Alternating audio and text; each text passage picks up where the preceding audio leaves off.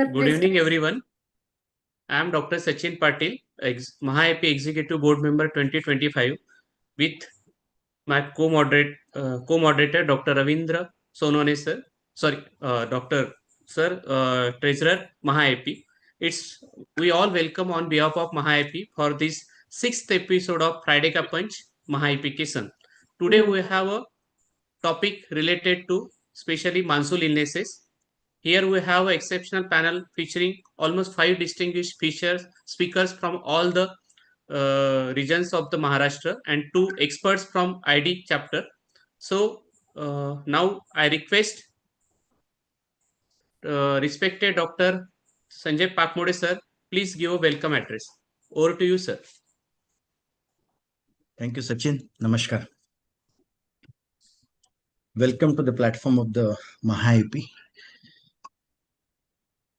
This is the program of Friday Punches.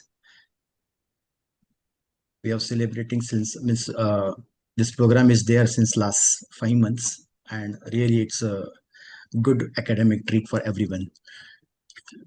I welcome today's faculties, Dr. Sanjay Gorpade sir from Satara, Dr. Anand Deshpande sir from the Pune.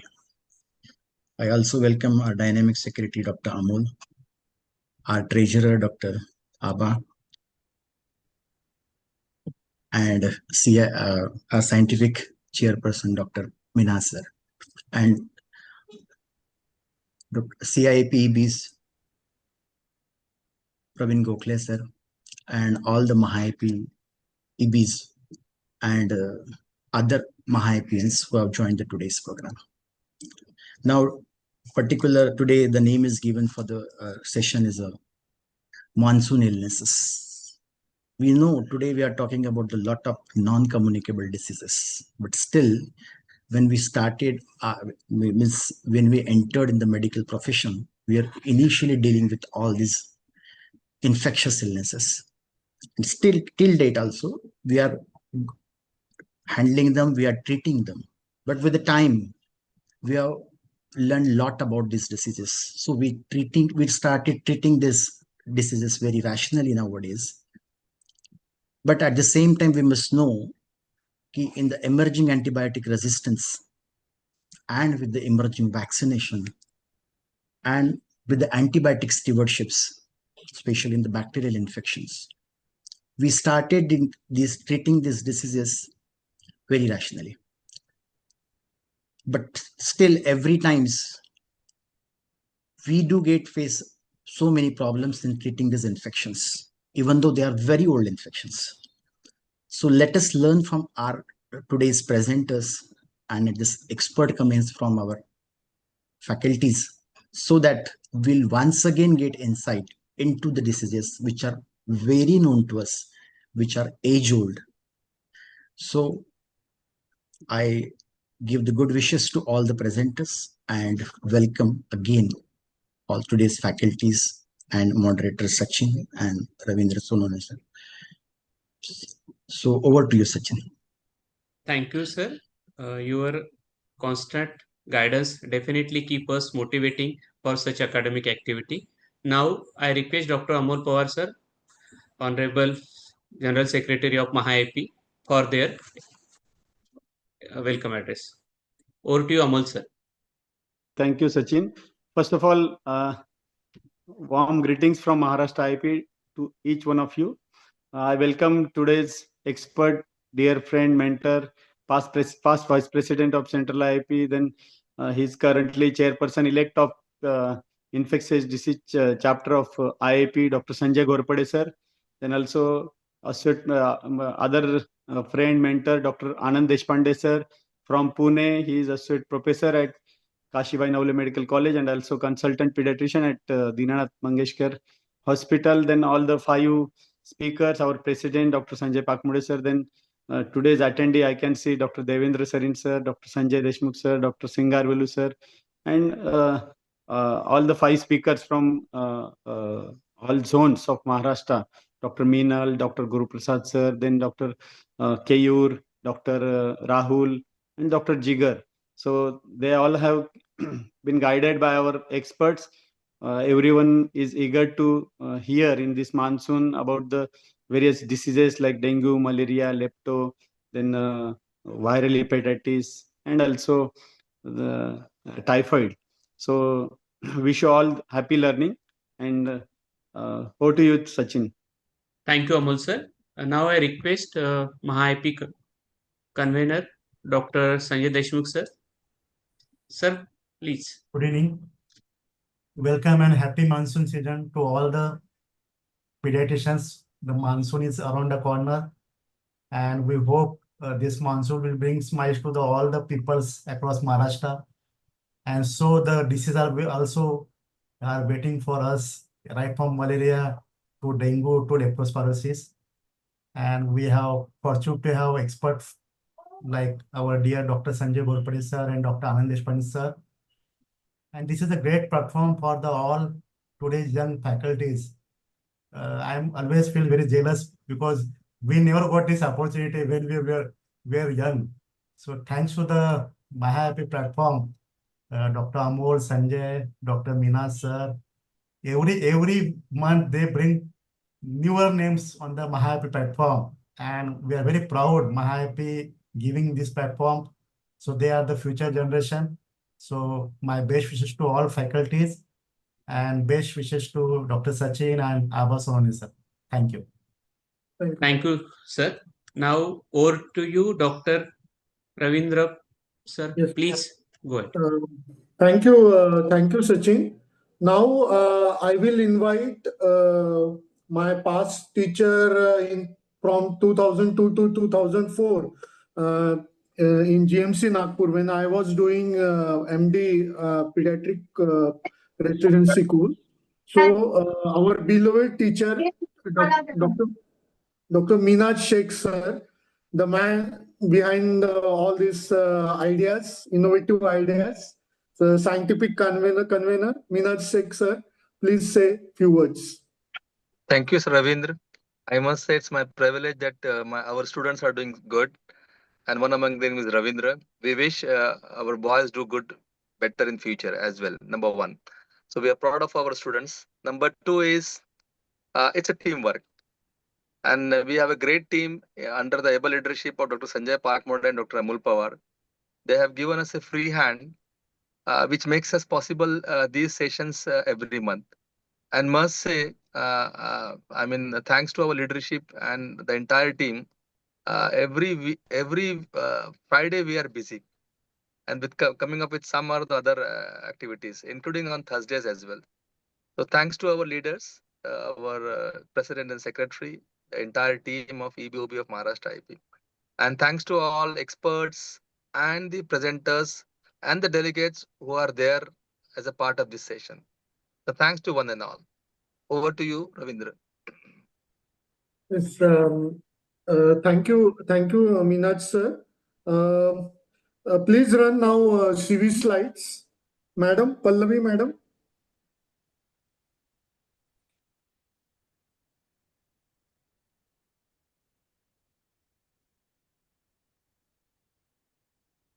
Okay. Okay.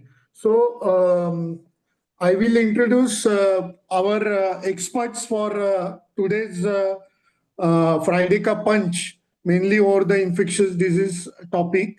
So Dr. Sanjay Ghorpade sir, he has done MD Pediatrics. He is now Director and Professor of Pediatrics at Postgraduate Institute of Pediatrics at Niramay Hospital and Research Center, Satara, Maharashtra. His areas of interest are pediatric infectious disease, pediatric and neonatal intensive care, pediatric pulmonology, and various others sub topics. He held various positions during his last few years tenure.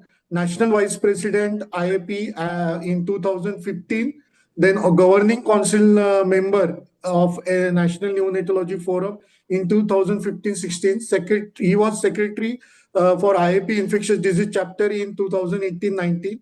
Secretary IAP Intensive Care Chapter 2017-18. National Executive Board member in 2011, 2012, and 2018. He was also President in 2019 for IAP Maharashtra State, Vice President in 2009. He was national coordinator for many IAP modules. He has organized many national and state conference, written chapters in many books, FAQs, tropical PIDs, infection controller, etc. So he's really great आपल्यासाठी खरंच एक मोठी देणगी किंवा भेट आहे. Ghorpade sir, मी तुम्हाला welcome करतो आणि प्लीज से few words regarding today's topics and MAHAIP.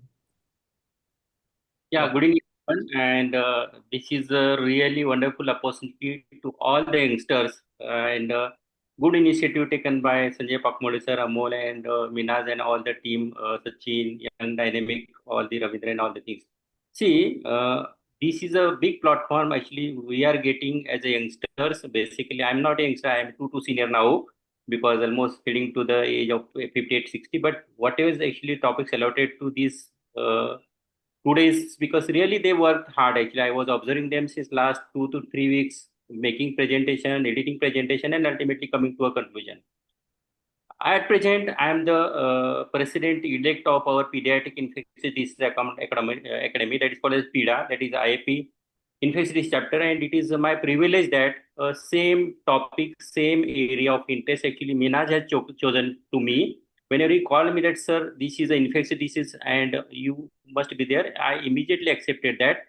And whatever actually the today's topic, I run this same program of the monsoon melodies with the 5-6 diseases what we are discussing in 2015, more than 50 programs across India.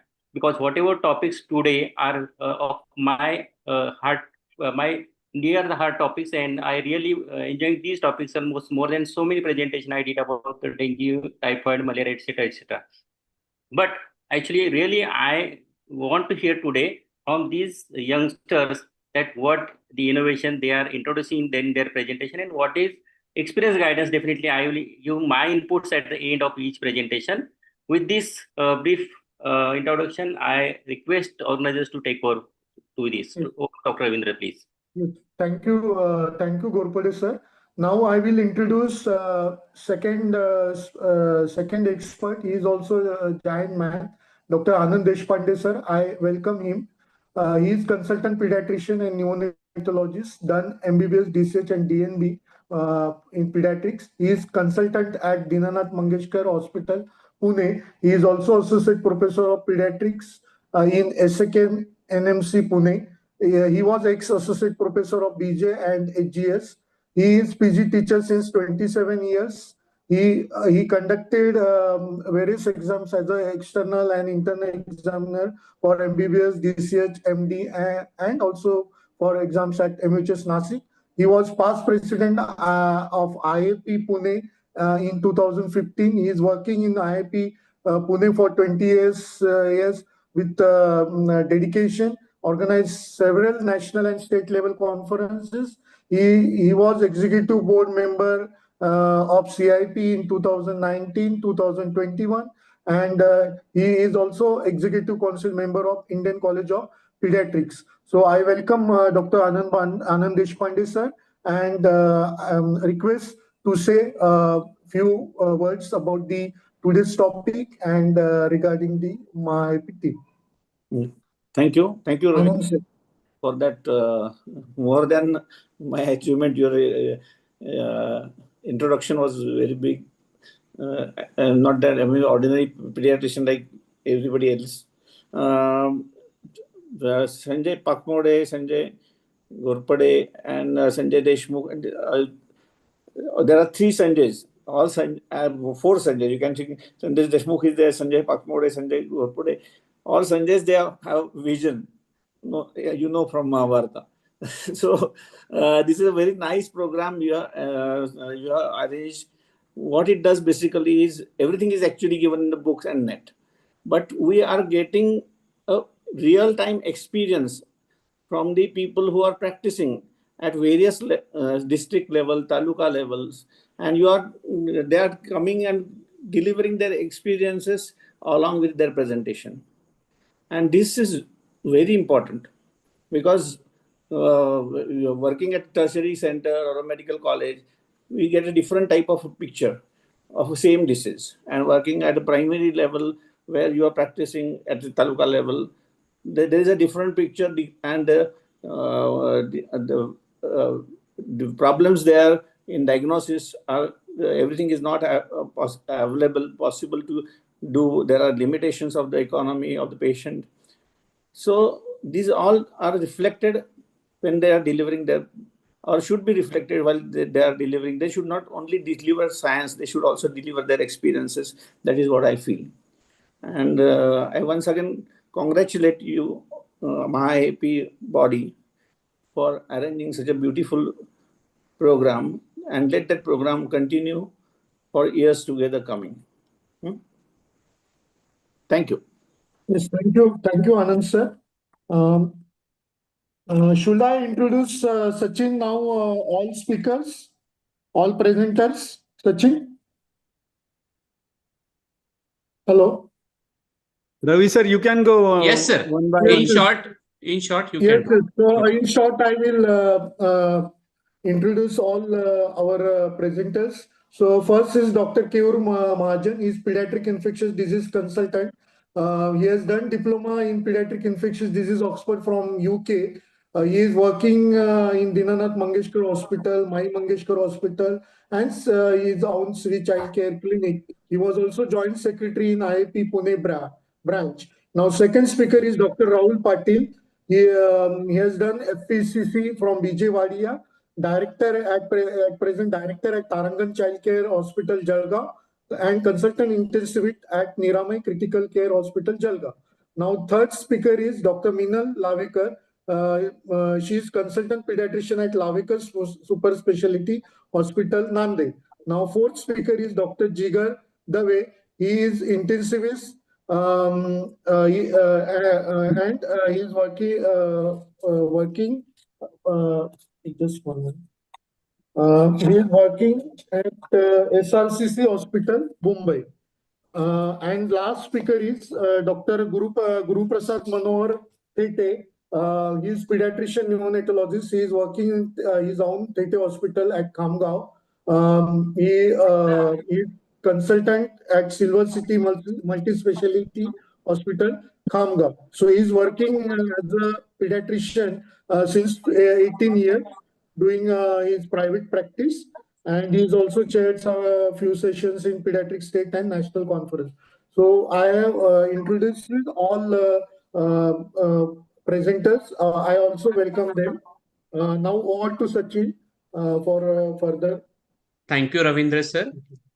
Now we will start the sessions. Now I request Dr. Minal Lavekar madam to please just start this session. She will be delivering the talk regarding the dengue. Only one request to all delegates, please put all your questions in chat box. After completion of all 5 talks, we will take all questions. Over to you, Minal ma'am. And when we are supposed to comment after the every presentation? Yes, sir. Yes, sir. We'll ask her. Okay. Yeah. Good evening, everyone.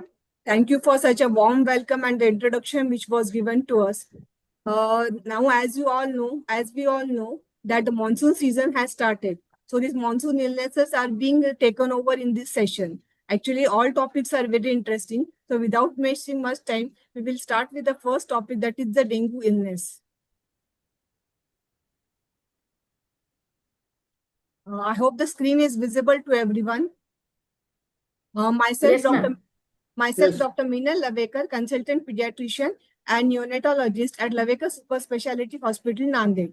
So, dengue in pediatrics. So, what do you mean? So, as you all know, that we had a COVID-19 outbreak. After that COVID-19 pandemic, we are getting the epidemic. Like every year, now it has become like an epidemic of the COVID-19. It's become a seasonal epidemic. Same way, dengue is also a seasonal disease, mainly in the monsoon, which is widely spreading and a mosquito-borne disease. The incidence has increased over 30-fold in last 50 years, and it's mainly endemic in all the continents except in Europe. As you all know, it's mainly belonging to the Flaviviridae family with the 4 subtypes, 1, 2, 3, 4. and the primary host is the man, and it's mainly transmitted by the Aedes aegypti mosquito. As you can see in this slide, the pathophysiology of the dengue, we all are well versed with that. Whenever the mosquito bite or the dengue infection is there, viremia occurs. It actually acts by the two way. One is a direct cell injury or indirect cell injury. If there's direct cell injury, it will lead to a severe dengue, leading to shock, massive bleeding, and the organ damage. If it is indirectly like indirect injury, then it may lead to antibiotic antigen or antibody deposition or complement aviation or by cytokine storm, which may again lead to the vasculopathy, coagulopathy, and organopathy. So this is the basic pathophysiology which we all know regarding the dengue. Now, next coming to the clinical features. So as we all know that the dengue is a multi-system disease with a wide clinical spectrum, incubation period of 4 to 10 days. Usually it is divided for our convenience into the 3 phases, like febrile phase, critical phase, and the recovery phase. The febrile phase usually lasts for 2 to 7 days. And it usually mainly, what is the disease in the febrile phase? The onset is sudden onset of the fever, headache, bleeding, muscle and joint pains, and rash, vomiting, and diarrhea. It usually starts with this.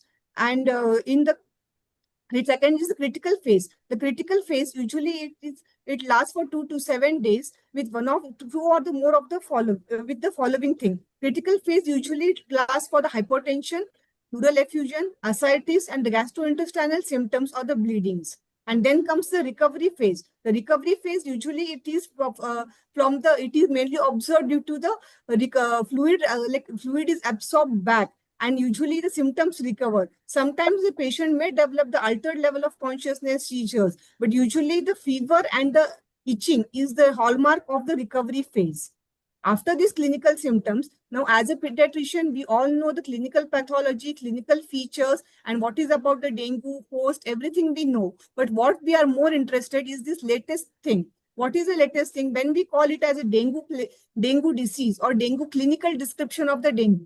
The clinical case or the clinical description of the dengue is acute febrile illness which lasts for 2 to 7 days of duration with 2 or more of the following manifestations like headache, retrobulbar pain, myalgia, arthralgia, rash, hemorrhagic manifestation, thrombocytopenia, or warning signs. Remember, these warning signs are very important for us as a pediatrician because based on these, all of the classification, treatment, and whole of the things depend. So what are these warning signs and symptoms? First thing is persistent vomiting, abdominal pain or tenderness, lethargy, bleeding manifestation, bleeding and hematuria, syncope, clinical accumulation of the fluid in terms of ascites or pleural effusion, enlargement of liver for more than 2 centimeters. And in the laboratory, we come across the progressive increase in the hematocrit with decrease in the platelet count, that is thrombocytopenia. So based on this is the latest classification. As a pediatrician, we are not interested in the pathology or we are not interested in clinical features because we already know that. We know that in and out. So what we are more interested in is how to manage the dengue, when to send the patient home, when to admit the patient, or when to refer it to the higher center or the tertiary center. So the dengue viral illness, so it is mainly symptomatic or asymptomatic. If that is symptomatic, then it is divided into 3 categories. That is category A, B, and C. Category A is mild, category B is moderate, and category C is severe dengue. A again divided into with risk or without risk factors. So A is all, remember that dengue is without warning symptoms. Usually the patient presents with the fever, normal platelet count with or without any complications, and there is no evidence of the capillary leak. A2 is associated with comorbidities. In the B1 is the category that is moderate dengue, that is dengue with warning signs and symptoms, which I had already mentioned before. So that is again divided into B1 and B2. B2 again same thing, it is associated with comorbidities. And the severe dengue, that is a C, that is C1, C2, C3, that is dengue with associated with shock, bleeding, and organ involvement. So as a pediatrician, we should know what is mild dengue, what is moderate, and what is severe. Based on that, the treatment of the dengue decides. So after knowing what is the dengue, what is the types of dengue, we have many differential diagnoses. Don't directly jump to the, since it is a monsoon or since the patient is coming with the fever and rash and the symptoms, don't directly jump to the conclusion of the dengue. We have so many differential diagnoses like COVID-19, chikungunya, malaria, strep typhus, like basically all the infectious diseases, all the fever diseases, it will come under the differential diagnosis of the dengue, which we are very versed with, like enteric fever, pharyngitis, influenza, leptospirosis. So based on that, now next coming to the laboratory evaluation. Once we know what are the pathogenesis, clinical features, what are the categories of dengue, now how to evaluate. Evaluation is very simple. Basically, we are well versed with that. Like we should mainly focus on the hematocrit and the platelet count. That is the two main crux of managing the dengue. What we are more worried about. But along with that, we should also do CBC, which will give you the complete picture of that hematocrit, thrombocytopenia, leukopenia. Along with that, we should check for the coagulopathy, APT, APTT, INR, and raised INR. Also, we should check for transaminases, or we should check for the liver function test. Under the radiological investigations, we should also check for the X-ray, lung scan, and also ultrasound. 2D echoes also is done. And in the other cases where urine output is less, depending upon the case, we are also bothered about the renal function test. Now, protocol of the management. So how will you manage a dengue? So as I had already classified, a dengue depending upon mild, moderate, and severe, that is very important as a pediatrician, because mild dengue, it can be managed on the OPD basis, whereas a moderate dengue needs observation or sometimes in-hospital admission, and severe dengue needs an emergency treatment, and it sometimes needs a tertiary care center or the PICU to be managed. So that is the whole reason that we are classifying this dengue. So what will you educate? How will you tell that the patient, like mild dengue is there, the patient comes to the OPD, patient come to me. Sometimes the patient come to me, they tell that, doctor, this is the report. They directly come to me with the report. They tell that this is NS1 positive. And clinically, the patient looks very well. There is no capillary leak. There is no organ involvement. Just had fever for 4 to 5 days and the patient has come with the report. So many patients come. So in that patients, we should see first as a pediatrician, we should look that if there are warning signs and symptoms are there, which I had already mentioned. If there are no warning signs and symptoms, if clinically patient is stable, the blood pressure, heart rate, vitals are stable, then we should tell that no need to worry. There is no, your child has got mild dengue. You can manage it at home and have a close monitoring. We should advise them to take more of the oral fluids, like even coconut water. Sometimes liquid should be advocated more. And to avoid the carbonated drinks, mainly the water, which is Sprite and all those things should be avoided.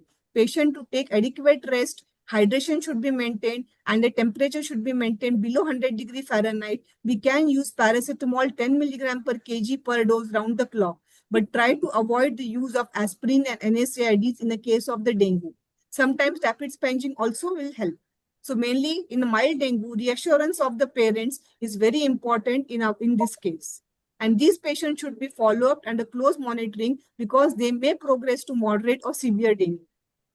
So now next coming after this mild dengue is over, now next coming to the how will you manage the patient with if it comes with the moderate dengue or it comes with a compensated shock. Patients come to us in the OPD. They tell that the patient is having fever, high-grade fever. The patient is not taking orally well. The patient, if you look at the clinical examination, the peripheries are very calm. The peripheries are very cold and all. So how will you manage? In these cases, what will you first look for? You have to see whether the dengue is compensated shock or not. How will you see compensated shock? This is pulse pressure should be more than 20 millimeter. Hypotension, like systolic blood pressure should be more than 90. And if hematocrit is more than 20% rise from the baseline, then we tell that it is a dengue with compensated shock. In such cases, it is called as moderate dengue, but such patients need admission to the hospital and they need the fluid boluses or they need the hydration therapy, which we all know, the fluid protocol. Initially, first 1 hour is very important. We have to give 10 ml per kg the bolus and look for the improvement. If there is improvement in the terms of pulse, blood pressure, hematocrit, urinary output, and capillary refill time, then we have to go on reducing the fluid accordingly for next 2 to 4 hours in terms of 2 ml per kg per hour for next 4 to 2 to 4 hours. If there's clinical improvement, we can stop the fluids by around 24 to 48 hours. But in case, if after the first bolus, if there is no improvement, then we have to check for the hematocrit. If the hematocrit, if it is more than 45%, then suspect the capillary leak. In that case, you can give a second bolus of around 10 to 20 ml per kg for first 1 hour. And if improvement is there, same thing, you have to go on reducing the fluids for next 1 to 2 hours. But if the hematocrit, if there is no improvement even after the second bolus, then you have to consider it as a refractory hypotension and consider the role of inotropes in such cases and manage it as in terms of decompensated shock. But if hematocrit is not increased, if in case some cases come that hematocrit is less than 45%, then in that cases, you have to check for the hemoglobin. You have to consider for the blood transfusions, that is 5 to 10 ml per kg of blood can be given in such cases. So basically, this is the treatment management for a patient with a moderate dengue or who comes with a compensated shock. So these patients usually respond and it has to be managed according to the protocol. But sometimes what happens, the patients will come, basically who are comorbidities and other things, they usually come to the OPD or they come to directly to the ward or the ICU with a decompensated shock. So what do you basically mean by this decompensated shock? That is severe dengue with decompensated or hypotensive shock. That is systolic blood pressure is less than 90. It is an emergency. You have to manage the patient, and if it is more, then you can refer it to the tertiary care center. In such cases, start isotonic crystalloid, that is a rapid bolus of RL or NS has to be started of 20 ml per kg. Maximum you can give 500 ml. If there is improvement in the patient, then same thing as we have seen in the previous management, we have to go on reducing the fluid and we'll stop the IV fluids by 24 to 48 hours. If there is no improvement, even after the first bolus, then you have to check for the hematocrit. And if hematocrit is more, if it is rising hematocrit, suspect the capillary leak and go for the second or third rapid bolus. If there is improvement, again come down on the fluid. Remember that anytime, any point of the time in the treatment, if there is improvement in the after the fluid boluses, you have to immediately come down on the fluid and taper it by next for 24 to 48 hours. If after the first bolus, if the hematocrit is if it is less than 45%, then you have to think that blood transfusion has to be given. If after blood transfusion, if there is no improvement, then you have to look for the other causes of the shock, like if it is cardiogenic shock, septic shock, any cause, metabolic cause, acidosis is there, you need to administer any other boluses of hydration, or you can use for the colloid. In such patient needs a tertiary care center and needs to be managed under ICU. So now coming that we are telling that fluid management. We all know that the dengue, it is a viral illness and it is a self-limiting disease. What we have to do in the dengue is only to manage or to maintain the fluid levels, or to supportive treatment is very important. In such cases, the choice of the fluid, always possible you go for the crystalloids in cases of dengue, because crystalloids, it stays in the volume and it prevents like the extravascular leak is always prevented with that. Usually the maintenance is given plus 5% deficit, or the maintenance plus 7% or 10% deficit. Try to avoid half DNS in such cases of the dengue. But now we are talking about the dengue. We have to give the fluids, we have to give the inotropes. So when should we stop the intravenous fluid? As I had already mentioned that if the blood pressure normalizes, if the vitals are stable, if there is like resolving bowel and symptoms, if the resolving capillary leak is there, then within 24 to 48 hours, we have to stop the fluids. Now, next coming that we have two components, vitamin hematocrit, another is a thrombocytopenia. So is there any role of platelet transfusion? Ideally, WHO guidelines and CDC says that there is no evidence of the support that practicing platelet transfusion or FFP in the severe bleeding in the dengue patients. So finally, coming to the do's and don'ts. These are very important as a pediatrician, as a clinician. We should know, though we know, but we have to brush up and we have to remember that whatever the case of the dengue, whether it is mild, moderate or severe, you should not use the corticosteroids. Never give the platelet transfusion for a low platelet count. Do not give the half normal saline. Do not assume that the IV fluids are necessary. Do not tell the patient, do not tell the outpatient, like we should tell the patient that when to return back in cases of mild. We have to keep them monitoring. Do recognize the critical period. Closely monitor the fluid intake, output, vital signs, and hematocrit. Do recognize and treat the early shock. Do administer the colloids like albumin if there is a refractory shock. Do give blood transfusions whenever it is clinically significant bleeding or whenever we feel that the patient is not responding or hematocrit is falling. So after knowing what is the dengue, what are the clinical features, what is the fluid management, how to manage the compensated, decompensated shock. Now, once these all phases are over, now what are the discharge criteria? Absence of the fever for at least 24 hours, no respiratory distress, return of appetite, good urine output, visible clinical improvement, minimum 2 to 3 days recovery from the shock, and platelet count. Remember that platelet count more than 50,000 and stable hematocrit without IV fluid.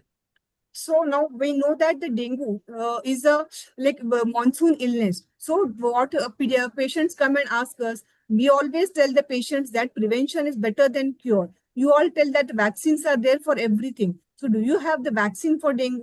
This is the most common question which we encounter in the pediatric, in the OPD. But remember that there is no licensed vaccine at present in the India, but this Vaxia is a dengue vaccine which is being given in some countries, but not in India. So it is actually not advocated or not licensed in the India. So we all know that no need to tell as a pediatrician that prevention is always better than cure. So how do we prevent, abolish or control the larval habitats, modify the human behavior, create awareness, be prepared. Most important is be prepared. Early diagnosis and prompt management and notification of the cases, which is an integral part of this dengue. So remember that every year, 16th May is celebrated as a National Dengue Day. So what our government has given, it has given probable various apps, it has given various facilities so that this dengue can be reported and dengue can be controlled, and the morbidity and the mortality from the dengue has to be come down. The amount of the mortality, which is 10%, will come down to less than 1% if dengue is diagnosed and treated early. Lastly, the take-home message, the dengue is the same thing. Fluid management in the dengue is it mainly relies on many factors. Remember that there is no single best fluid for any person. No protocols can be there. It's all because it is mainly because it has different pathogenesis. So personalized fluid therapy is always there. That is a guide for the fluid therapy.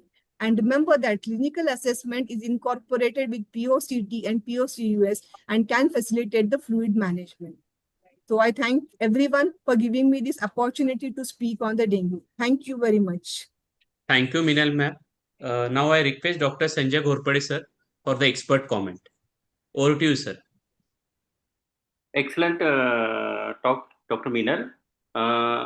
Some of the comments that will be based on my 30 years experience, number one, my 20 years, 15 to 18 years in ID chapter, various platforms we are discussing this topic always. And third, what real we are facing now day-to-day practice. First thing, absolutely, the classification given by Minal was absolutely right, but we can simplify a little bit better. Number one, we'll add the probable dengue and confirmed dengue. These are the two important terminology. We know that the day 5, 6, both can come negative. NS1 can come negative and antibody can come negative. That is called as clinical dengue or probable dengue. So negative NS1 antigen and antibody will not rule out the dengue. Suppose the season is of the dengue and you are finding the case, definitely you can manage on the clinical dengue, that is called as probable dengue, and NS1 positive or antibody positive, of course, we are living as a confirmed dengue. Second part, in the severe dengue, we are labeling definitely as a compensated shock and hypotensive shock. Most important part in the dengue management is the fluid titration. I almost given a lot of talks on the dengue, and previously, like a Minal, I was presenting same things, and suppose now I am presenting, I will present on the different platform. Why? See the Sri Lankan guidelines. LACE is excellent in dengue. what the figures of 3, 5, 7, 10. Now little bit they are going away. And what the guidelines say are saying that after the Sri Lankan guidelines of that talk, I don't know that famous person of this dengue, he managed so many cases in the wards in Sri Lanka. What he is saying that just give the fluids enough to maintain the urine output 0.5 to 1 ml per kg per hour.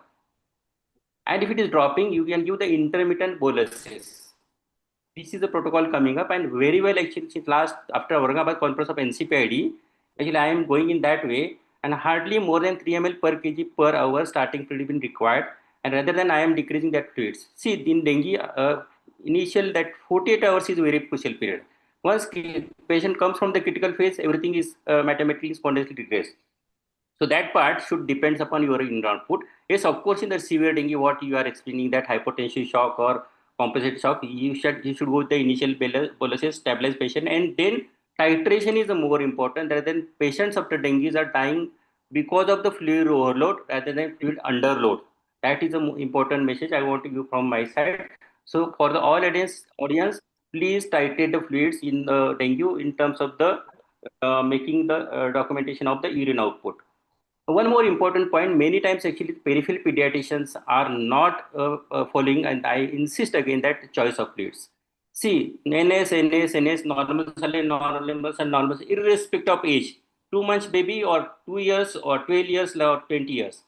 And actually whether to go for RL or NS, but here I again clear that there is no need of the initial potassium part. What is the benefit of RL? See, the sodium NaCl contains 154 milligrams of the sodium and RL contains 131 milligrams sodium. Additionally is the potassium. So in the initial phase of resuscitation, normal saline is okay. But if it is not available, second option can be the ringer lactate. That is another part. Now in the fluid management, you rightly told hematocrit. Yes, of course, follow the hematocrit and depends upon increasing, decreasing. Apart from that, I'm labeling it as a apart from that, see the your blood pressure, see the heart rate, see the hematocrit. That apart from your labs, definitely your clinical acumen is most important. How the patient is improving clinically. That also you taken into consideration when you are monitoring the case. Fourth important, you nicely explained about the platelet count. There is no load of platelets. But what is the indicator of platelets? Suppose my patient is having certain platelet amount and platelet count is dropping. Platelet count is dropping means my patient is deteriorating. In fact, that means suppose your platelet count is improving. That means now he is coming out of the critical phase. That is only justification of platelet.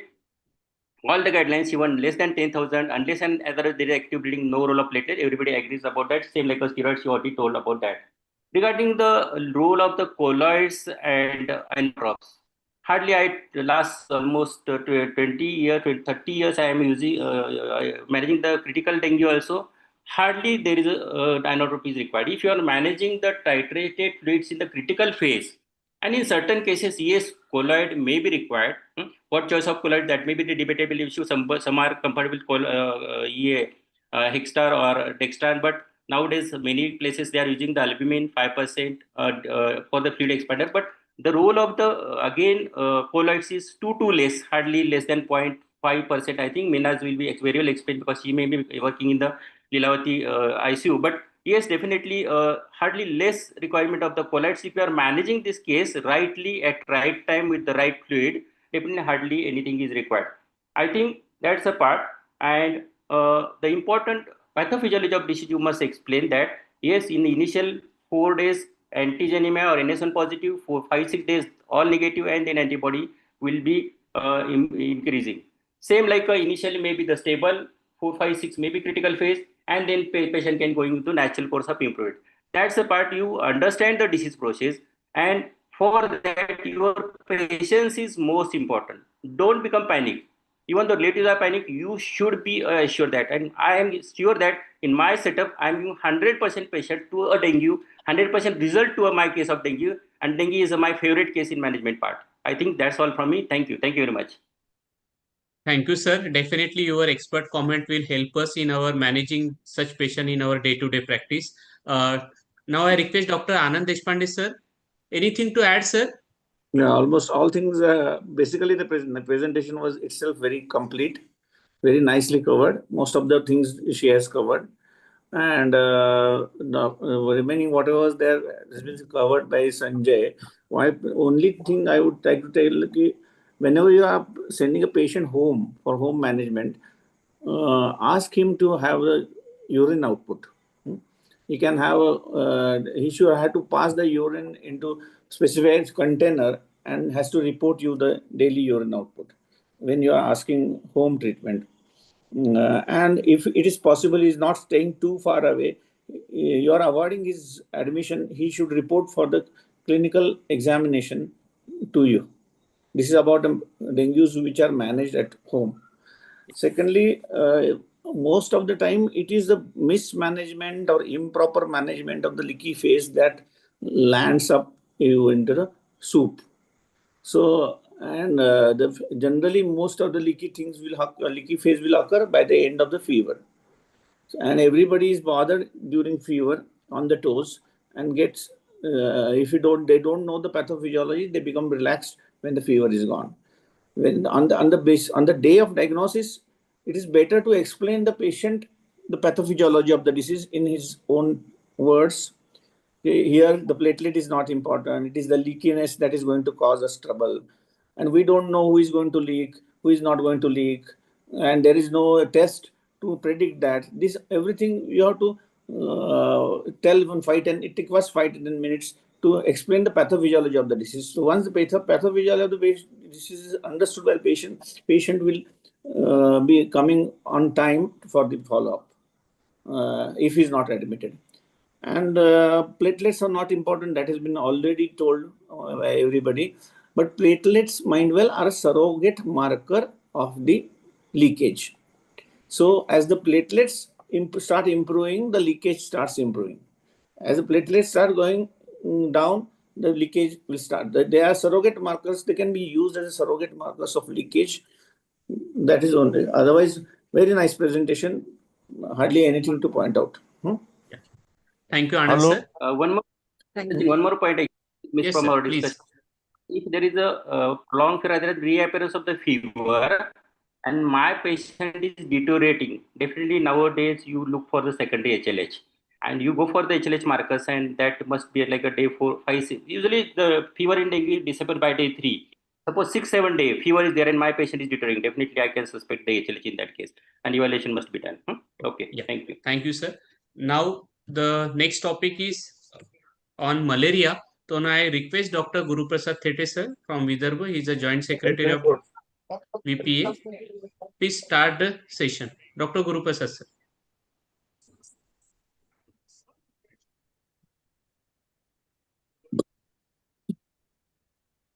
Guru Prasad sir?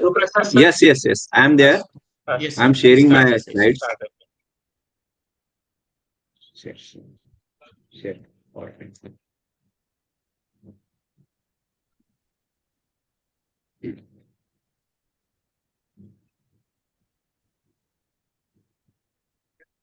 Yes. PowerPoint.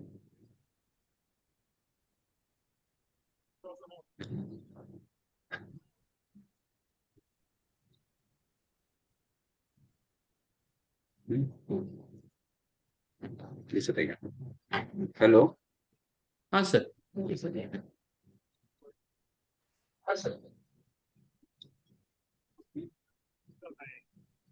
Are my slides visible? No. Your No, screen down is there is a green. To Sachin? Click the no, green. sir. Please open your presentation before uploading. If presentation is not open, it doesn't get uploaded very well. Keep it open on the screen. Okay. Guru sir, should I tell Pallu ma'am to share the presentation? No, just 1 minute. Down is the share arrow. You see the green arrow. Click that green arrow. Hello. So do I need to share? Yes. Okay. Yes, it is opening. But this is in the PDF format, I think. Sir, it is in like vertical view. Kindly make it horizontal. Okay. So, madam, okay. Can you You can share my Yes, slides. yes. Pallavi There ma'am, might be problem. please stop. You just share the slides on our side. Pallavi ma'am, Okay. please. Okay, sir. Okay. Guru I'm just sir, opening stop the slides. sharing. Yes, yes.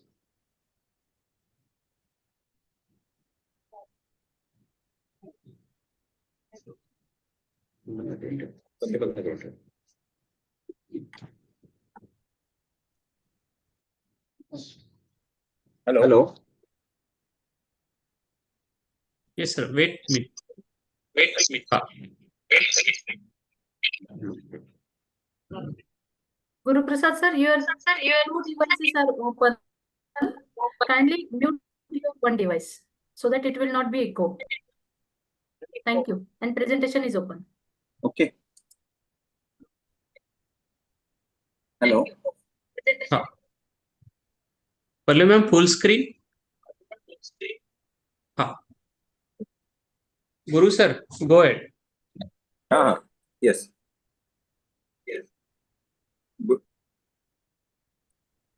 Good morning. Good evening, all. I am presenting my topic today. I given the malaria. Myself, Dr. Guru Prasad Thete from Khamgaon. Just 1 minute. Your mobile is also you are active on mobile. Log out from the mobile. Malaria. There is echo. There is echo. There is echo when global health problem. When two instruments are working together. World is suffering from the malaria, but in India and Maharashtra, mostly we are endemic areas like Nandurbar, Chandrapur, and our area is also endemic for that. There are lots of malaria. It's causing infection to the children's less than 5 years. It can cause infection to the pregnant ladies and also to the immunocompromised patients. There are lots of species causing malaria, but mostly few: Plasmodium falciparum, Plasmodium vivax, Plasmodium malariae, Plasmodium ovale, and Plasmodium knowlesi causes infection to the man. Next slide. There is a vector which is known as female Anopheles mosquito, which causes malaria to the human beings. Next slide. It also transmits through blood transfusion contaminated with malarial parasites, then transplacental, that is congenital malaria, and through the contaminated needles also. There is no hypnocyte state, so direct trophocytes goes, and the incubation period is also less in this case. Next slide, madam. They can be malaria is attracted. The mosquito is attracted due to the CO2 odor and the food odor, so it causes in the human beings. Next slide. The pathogenesis. CDC has given very good slides this about the pathogenesis. The man is a sexual phase having and the mosquito is a sexual phase.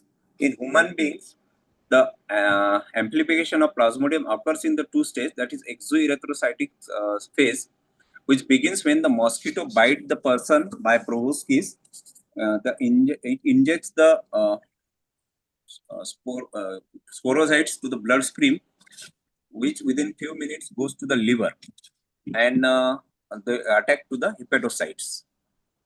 Then after they multiply and develop asexually to form the schizon. After 1 to 2 weeks, the hepatocyte ruptures and release thousands of merocytes in the circulation. The tissue schizons of Plasmodium falciparum, Malaria, knowlesi rupture once and do not persist in the liver, while Plasmodium vivax and Plasmodium ovale has two types of tissue schizons. First, rupture 6 to 9 days, and second type, they remain dormant as hypnocytes, which may cause relapse of the infection. Then there is a erythrocytic phase. It begins when the merocytes from the liver penetrates the erythrocytes. They infect the erythrocytes and parasite transfers into ring form, then mature it to the trophocytes forms. These trophocytes multiply asexually, produce large numbers of small erythrocytes and release into the bloodstream. When the erythrocytes get ruptured, it is associated with the fever. And some merocytes may form male and female gametocytes in the bloodstream, which are taken up by the another female Anopheles mosquito and the male and female gametocytes fuse to form zygote in the gut of the Anopheles mosquito, and they can again multiply and transpose in the various stages and form the sporocytes, which go to the salivary gland of the mosquito, and again they repeat the cycle. The next slide. So now the clinical features.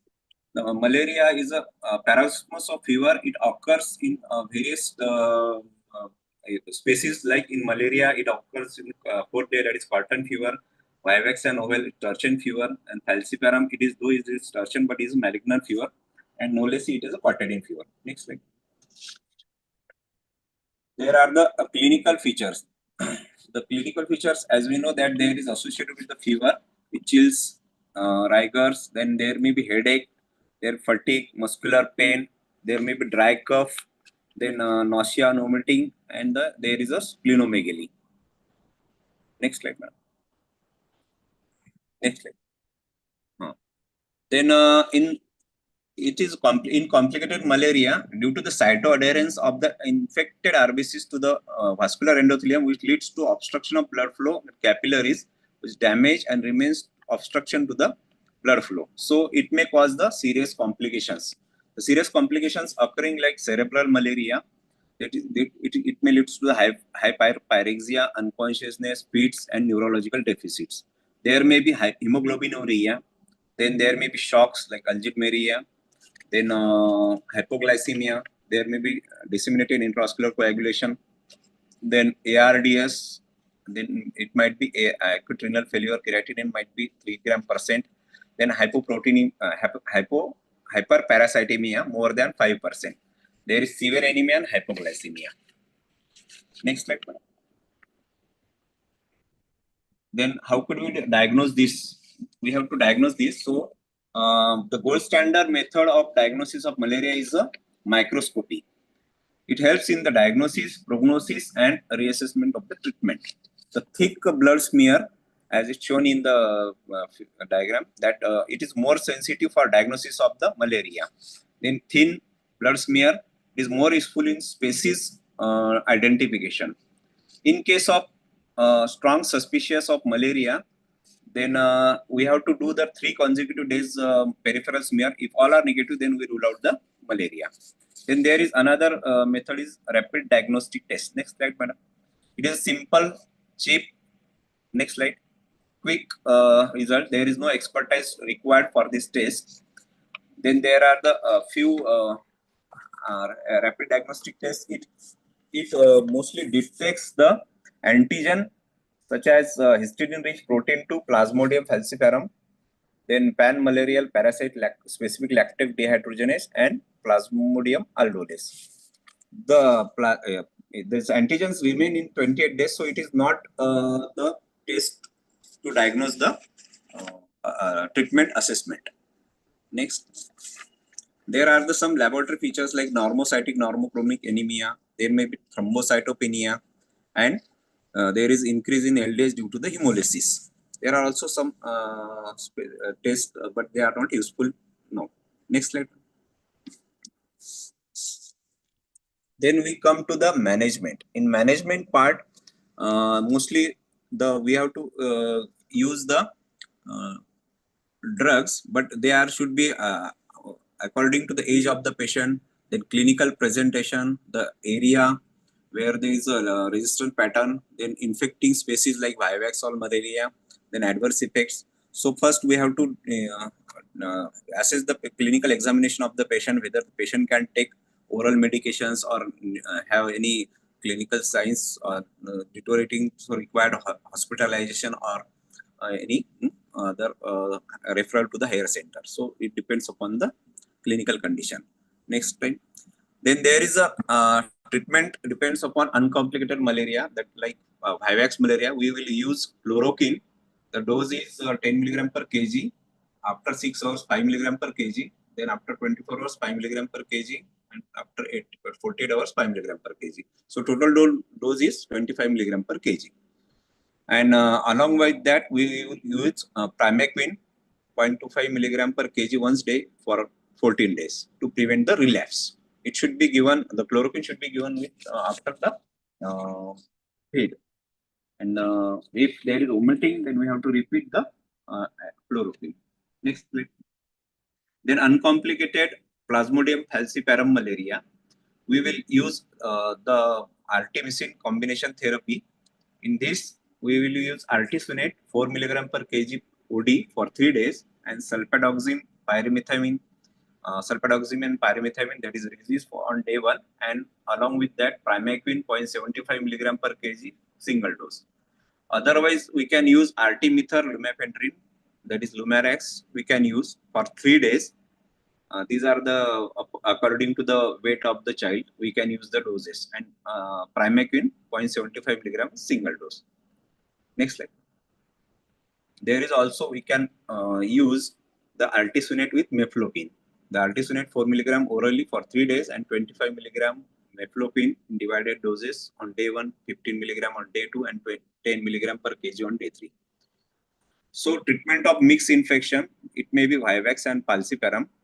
We will use the, as I told, that artemisinin combination therapy, the regime plus primaquine for 14 days. In G6PD deficient children, dose of primaquine is 0.6 to 0.8 mg per kg once week for 6 weeks. Next slide. This is the flow chart. Next slide. Then we will come to the treatment for the complicated malaria. In this complicated malaria, mostly patients require hospitalization, and we have to look for the clinical assessment of the patient. In this, we will look for the airway, breathing, circulation of the patient. Then there is, according to the patient, the level of facility we have to look. Then basic investigations like CBC, parasitological diagnosis, RBS, blood glucose level, then blood culture, CSF study, otherwise electrolytes we can do. Then we will, if the patient is not in this my setup, if not there is, I will not manage, then I will refer to higher center. But before referring, I will give first dose of anti-malaria. So there is a decrease in the mortality of the patient. Next slide. In this complicated malaria, we will use the artesunate, which is 2.4 mg per kg intravenous stat dose. Then after 12 hours and after 24 hours and once a day. If the patient takes orally, then we will complete the course for 7 days. Plus artesunate and sulfadoxine, pyrimethamine, and artemether and lumefantrine, as I told previously. Then there is also, we will use the artemether. Artemether we will use in 3.2 mg per kg loading dose, followed by 1.4 mg per kg daily once the patient is able to swallow. We complete the course by artesunate, sulfadoxine, pyrimethamine, and artemether and lumefantrine. If these are not available, then we will use quinine sulfate. The quinine sulfate, the dose is 20 mg per kg by infusion over 4 hours, and the maintenance dose of 10 mg per kg every 8 hours for 7 days. Along with that, we will use tetracycline, that doxycycline or clindamycin with the quinine for 7 days. Next slide. So we will have to treat the complications also. In the cerebral malaria, if there are the convulsions, we can treat the patient with lorazepam or midazolam. Then we have to, we don't use steroids, mannitol, phenobarbital is avoided, and mefloquine is also contraindicated in that patient. If there is severe anemia, we will have to use the packed cell transfusion when there is PCV is less than 12% or HB is less than 4 gram %. If there is an endemic area, if HB is less than 7 gram % or PCV 20%, we have to give the packed cell transfusion. Then in hyperparexia, we have to manage it properly so that we can make the patient comfortable with paracetamol, typhoid sponging. In lactic acidosis or hypoglycemia, we have to monitor ABG, RBS, electrolytes, and we have to maintain that hydration, and we have to give the bolus of 25% dextrose 2 ml per kg so that RBS is maintained more than 70 mg per DL. If there is ARF, then it is high mortality, so it might require hemodialysis and renal replacement therapy may be required. In DIC, spontaneous GR, continuous bleeding, administration of FFP or it might be required, low molecular weight heparin. Next slide. I will talk about recurrence and treatment failure. In Vivax malaria, when there is recurrence within 28 days, it is due to the inadequate treatment or drug resistance. So retreatment with different class regimen is indicated. And in falciparum malaria, it is due to the recurrence. So we have to use the alternate regime. If originally we have used ACT, then we have to treat with quinine and doxycycline and clindamycin. When there is a recurrence after 28 days, it may due to relapse due to the hypnocytes, as I told in Vivax malaria. So we have to treat with the suppressive therapy of primaquine 10 mg per kg weekly for 3 to 6 months. In falciparum malaria, it may due to the reinfection. So we have to treat with the same regime.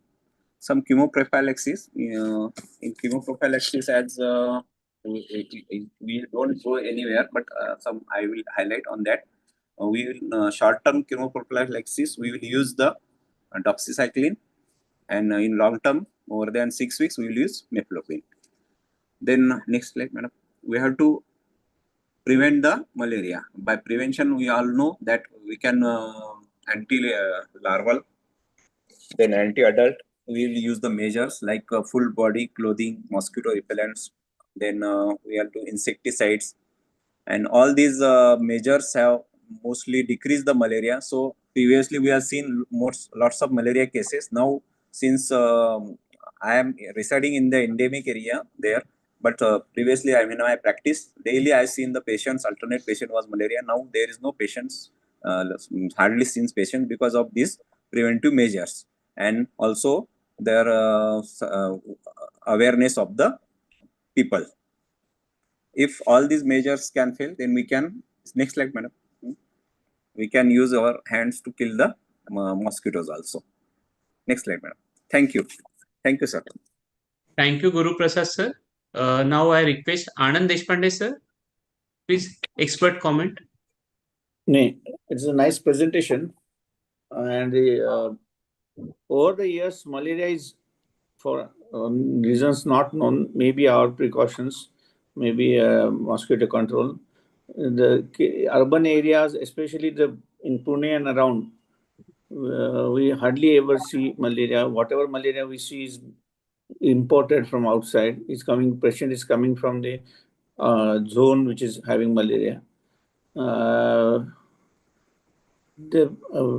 diagnosis, I am now fearing, my fear is different. There would be a generation of pathologists, newly trained pathologists, who would not have diagnosed malaria on PBS. So because of the rapidly going down of malaria cases. And so importance of RDT is there when you don't have a competent person, pathologist, who can diagnose malaria. Very nicely prepared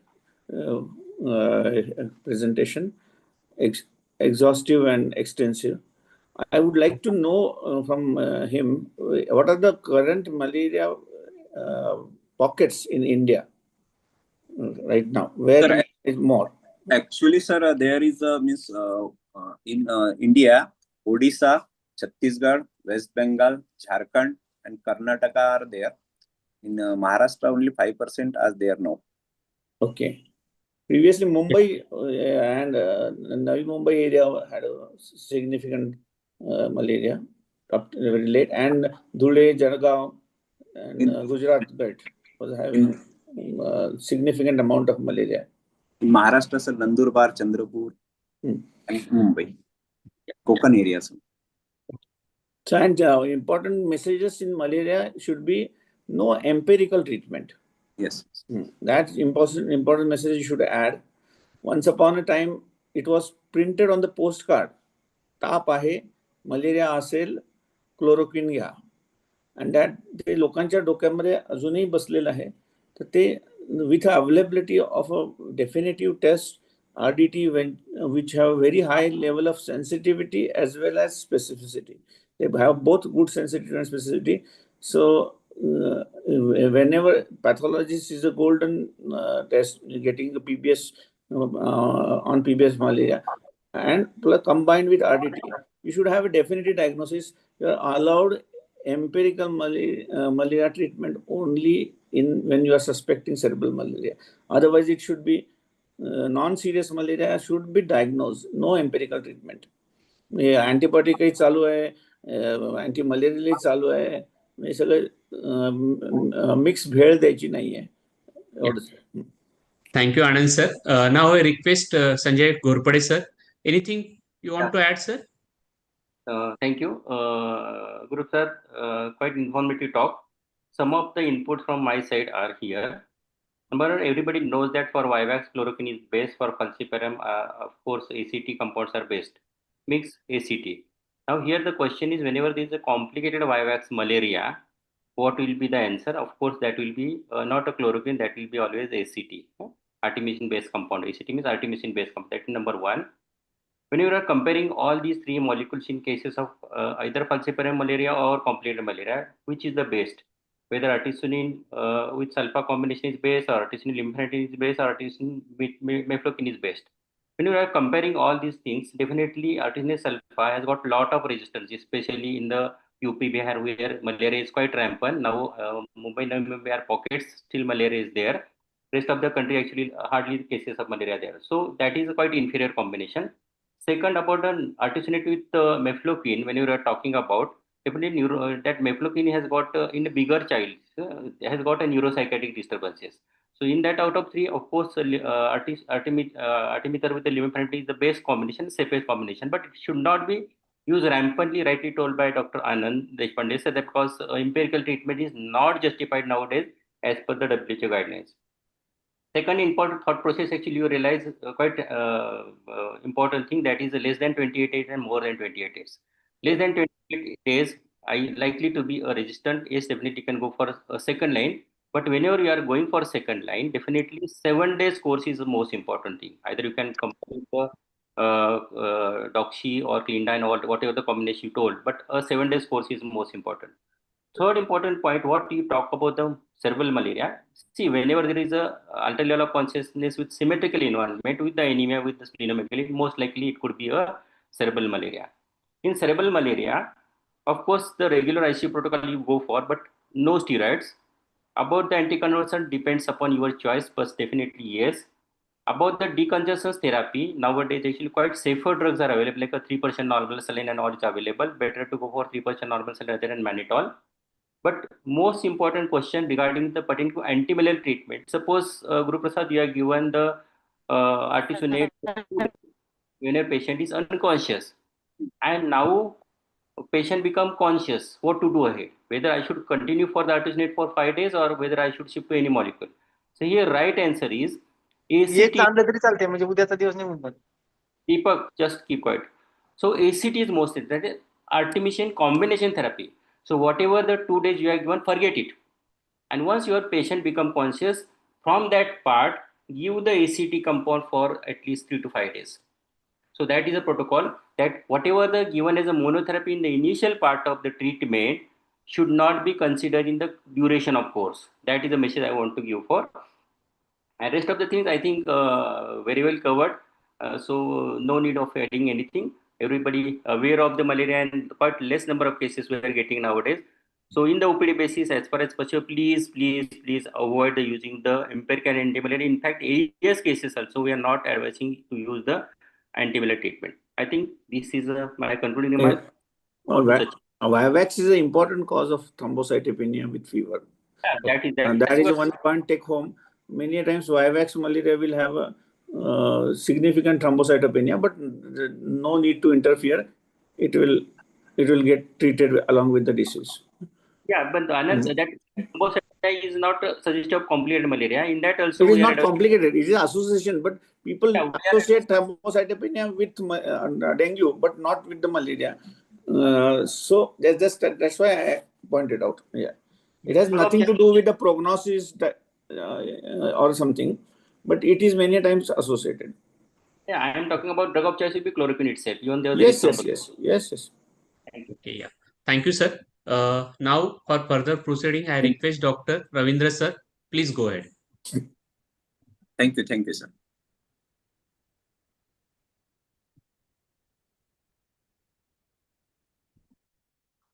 Ravindra, sir, unmute, please. Unmute. Yes.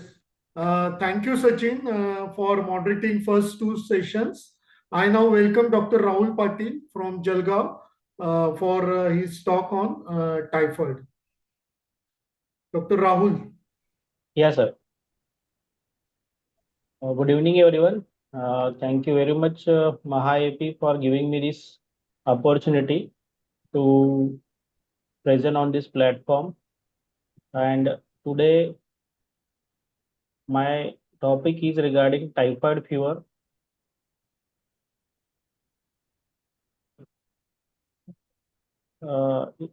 Is it visible there, sir? Yes. Yeah. So, without wasting time, I'll go ahead with the presentation. Typhoid, it's an acute generalized infection of the reticuloendothelial system with predilection for intestinal lymphoid tissue and the gallbladder, caused by 80% cases by Salmonella typhi and remaining 20% cases by Salmonella paratyphi A and B. We call it a disease of neighborhood because of its endemicity. At least in our life, either yourself, your relative, or your neighbor must have gone through this disease. The transmission, we all know, happens through contaminated food and water, that is we call fecal-oral route, and close contact with the cases and carriers. The bacilli, after ingestion of the undercooked food or contaminated water, gain entry into the small intestinal mucosa. Before that, it has to pass the acid barrier of the stomach mucosa. After that, it enters the mucosa of the Peyer's patches. Through that, via lymph node, goes to the thoracic duct, and then it enters into the main bloodstream. That's where we get first primary bacteremia and the first spikes of fever. Then the bacteria resides into the reticuloendothelial system like liver, spleen, bone marrow, and last into the gallbladder. The incubation period is around 8 to 14 days. And after this incubation period, the bacilli starts seeding into the circulation from the reticuloendothelial system, and then we get secondary bacteremia. Before getting into discussion, let's have some case definition like suspected typhoid fever, where the fever is more than 38 degrees Celsius, lasting for more than 3 days, maybe 4, 5, 6, 7 days, without any localization. Then probable, like fever more than 3 days with some serological positive test without any bacterial isolation. Confirmed cases, of course, the positive blood culture along with fever more than 3 days without any focus. And carrier, shedding of Salmonella typhi in stool or urine for longer than 1 year after the onset of acute typhoid fever. We'll see in detail about it later. The clinical features, it has got a very diverse nature. There is, in the first week, usually the most common illness is fever without focus. That is the most common DD for a PUO. In younger children, the more common causes are fever, vomiting, and diarrhea. Usually, the first week is only fever, and then later on, as the disease progresses, they get vomiting and diarrhea. In older kids, they get fever first week, then later on abdominal pain, anorexia, cough, followed by further complication in the form of acute abdomen, lethargy, shock, toxic loop, and then organomegaly also. Rose spots, though in Indian scenario, they are very rare, but usually appears on the second week, and these are erythematous maculopapular red dot-like presentation. First week, usually there is a fever with gradual rise, headache, malaise, cough, relative bradycardia. Now, relative bradycardia, normally with 1 degree Celsius rise, there is a rise of our pulse rate by 10. But here in typhoid fever, the rise of heart rate by it increases, but not up to the mark which is said. So it is called as relative bradycardia. The reason we not sure exactly, but maybe sepsis or some sinus rhythm abnormalities. Here in the first week, though we get entry of the bacilli into the bowel, still we don't get any symptoms because of this unique ability of the bacilli to enter the mucosa without causing any inflammation or neutrophilic rise. which is exactly opposite of non-typhoidal salmonella, where you get the inflammation and the signs of bowel complaints in the first week. And that is the reason usually we get only fever without any localization in the first week if it's a typhoidal salmonella. Then in the second week, bowel dysfunction in the form of abdominal pain, vomiting, loose motion, and organomegaly with some rose spots. Third and fourth week is nothing but a complication if not picked up or not diagnosed or inadequately treated in the form of intestinal hemorrhage, perforation, shock, abscesses, bone osteitis, osteomyelitis, cholecystitis. At the last, we can get salmonella, encephalopathy, endocarditis. Patient may go in shock after intestinal perforation and secondary HLH. Even if properly treated, the case fatality rate is 1 to 4%. So we cannot neglect the disease because of its higher mortality if not treated. The diagnosis here, we can say like clinical diagnosis, but it is very difficult because of its diverse nature. But still, our first DD in a case of fever without focus in the first week should be enteric fever because of its endemicity, irrespective of the age, unless the child is more than 6 months of age. The close differentials are dengue, malaria. We have seen last slides, lepto, rickettsia, and the brucella. On the hemogram, we see most of the time this is the bacterial infection without rise in WBC count. Rather, we see low to normal WBC with neutrophilia and thrombocytopenia. This thrombocytopenia is not like very low, less than 1 lakh, but mostly 1.2, 1.3 lakh. Eosinopenia is remarkably consistent. The reason might be invasion of the bone marrow by the bacilli, leading to the inhibition of the eosinophil release into the circulation. Now, serological test. Before that, culture, blood culture, the gold standard. Ideally, the bone marrow is the gold standard, but practically not possible. So, blood culture we say as a gold standard. But still, most of us have seen so many times the clinically child is spitting, looks like enteric fever, but culture is negative. The main reason is the method of collection. Ideally, we should take around 5 to 10 ml of the blood for usually what we collect in bactec bottle. So 5 to 10 ml of the blood to broth ratio, 1:2 ratio has to be there. Preferably, the culture has to be taken in the first week. The yield is higher, 90%. And later, as we progress from second, third to fourth week, the yield goes down to the 40% only. Ideally, theoretically, we should send pairs cultures, but practically not possible being costlier. Then bone marrow culture, the benefit is like irrespective of your antibiotic therapy or the stage of the disease, you get the result if it's really enteric fever. Stool and urine cultures not recommended. Serology. Among serology, this is the most favorite test of our peripheral practitioner and the lab technicians also. Even if we say CBC, CRP, we'll get the report with the Vidal positive. Irrespective of the age, even in 1 month or 2 month newborn, we can see the reports with positive Vidal with the antibody titer of 1:160. The specificity wise, the test is of very low sensitivity specificity. Most of the times, most of IAPNs are not recommending this test, but still it is the most commonly misused test to diagnose enteric fever. At times we have seen this positive reports in the third day of fever, fourth day of fever. So sending the Vidal, even if you want to see, it has to be ideally a pair test. Like we should see fourfold rise in the second sample after 1 week. Minimum titer has to be 1:160.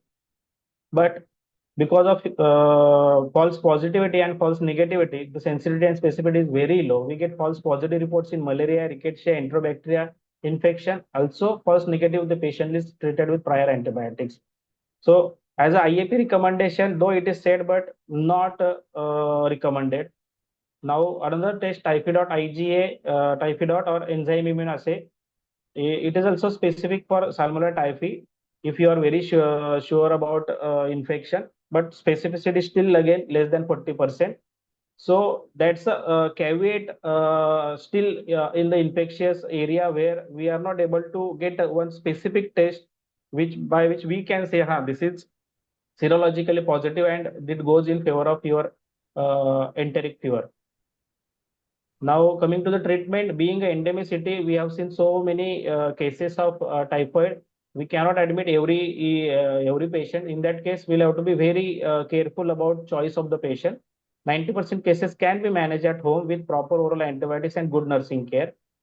But those who are managed on OPD basis need close medical follow-up to look for complication or failure to respond to therapy. The treatment-wise general supportive measures, antipyretics, good control of the fever with sponging and paracetamol, adequate hydration of the pedage, encouraging parents to give more fluids to the kids, appropriate nutrition. Nutrition here, one more important thing, most of the time they are restricted to with certain foods, but there is no need of any food restriction. Then recognition and treatment of the complication on repeated follow-up. But those kids who are having persistent vomiting, poor oral intake, severe diarrhea, and abdominal distension usually require parental care. Now, treatment-wise, empirically, if you are sure, then in that case, those who are treating or getting treated on OPD basis, the treatment of choice is still third generation cephalosporin. Cefixime, we start.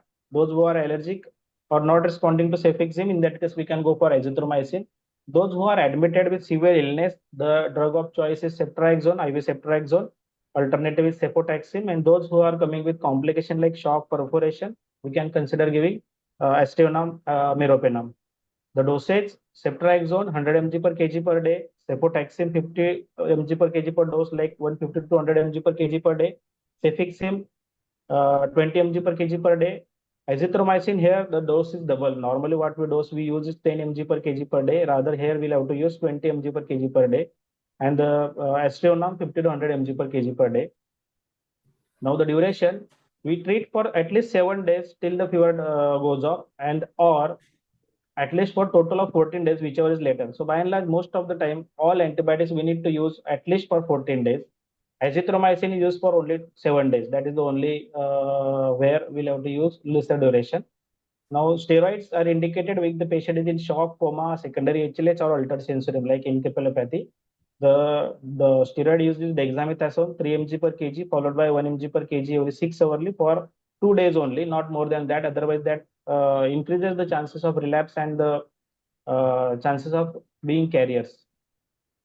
After 7 days of antibiotic, if the fever is still there, but the patient is clinically better, in that cases, we continue the same antibiotic till day 10.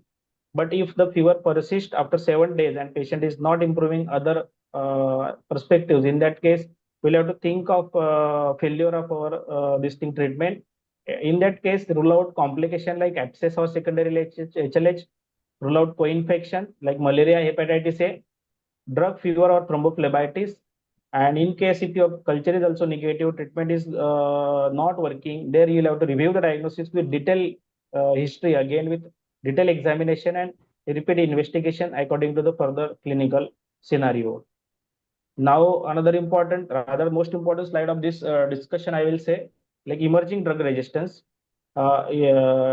Initially, after the invention of chloramphenicol, the cases were managed, but because of rampant use, by 70s, it becomes resistant. Later on, there were usage of high dose amoxicillin, then Septran, but later on, immediately in the next decade, there was resistance to all these three. We call it multi-drug resistant strains of Salmonella typhi.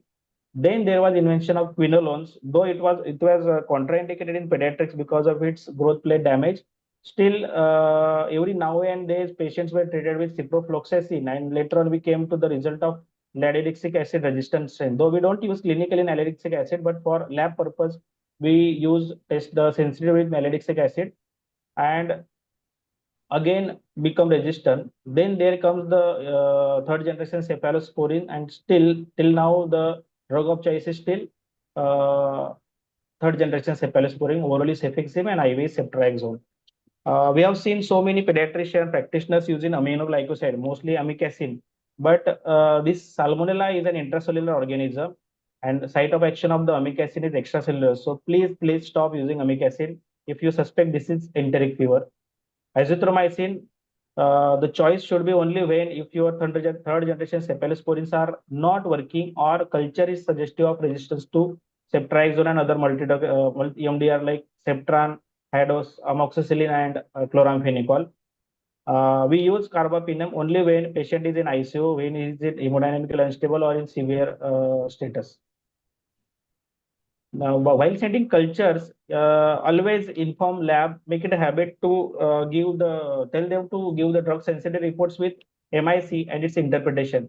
Because most of the time they say on phone ki culture is positive, something is growing. We get a report ki only these are the antibiotics, it's working, but we don't get MIC. Then we are in again dilemma where to go ahead.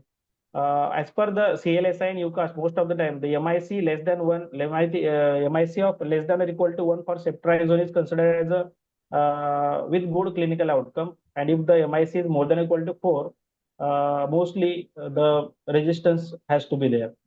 So but in case suppose your antibiotic is not working after 7 days, but culture is positive and sensitivity is showing to your given antibiotic, in that case, that should prevent you from unnecessary use of azithromycin, which must be kept as a reserve drug, because that is the only available oral drugs in case of resistance to ceftriaxone or another like cefotaxime. Now relapse, recurrence of fever 2 to 3 weeks after its initial resolution is called as relapse. Not so common in children, and even if it comes, it is always milder. The treatment is the same. We should use the antibiotic which we used previously. The reason for relapse is inadequate treatment. Most of the time, the patient, they don't want to get admitted. Even if they get admitted, they don't take complete 14 days of treatment. We give them prescription of 5 days, they take for 2 days, and that is the reason of incomplete treatment causing relapse. Overall relapse rate in our region is around 5 to 20%. Here the treatment is with the same drug, and it is differentiated from reinfection only by molecular typing, which we don't do, rather we treat the patient. Now carriers,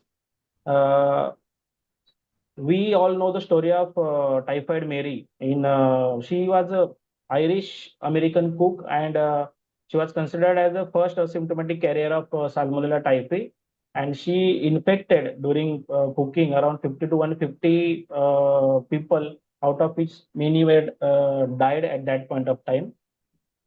Such persons, they shed Salmonella in stool and urine beyond 3 months after initial treatment, causing risk of infection to the close contact.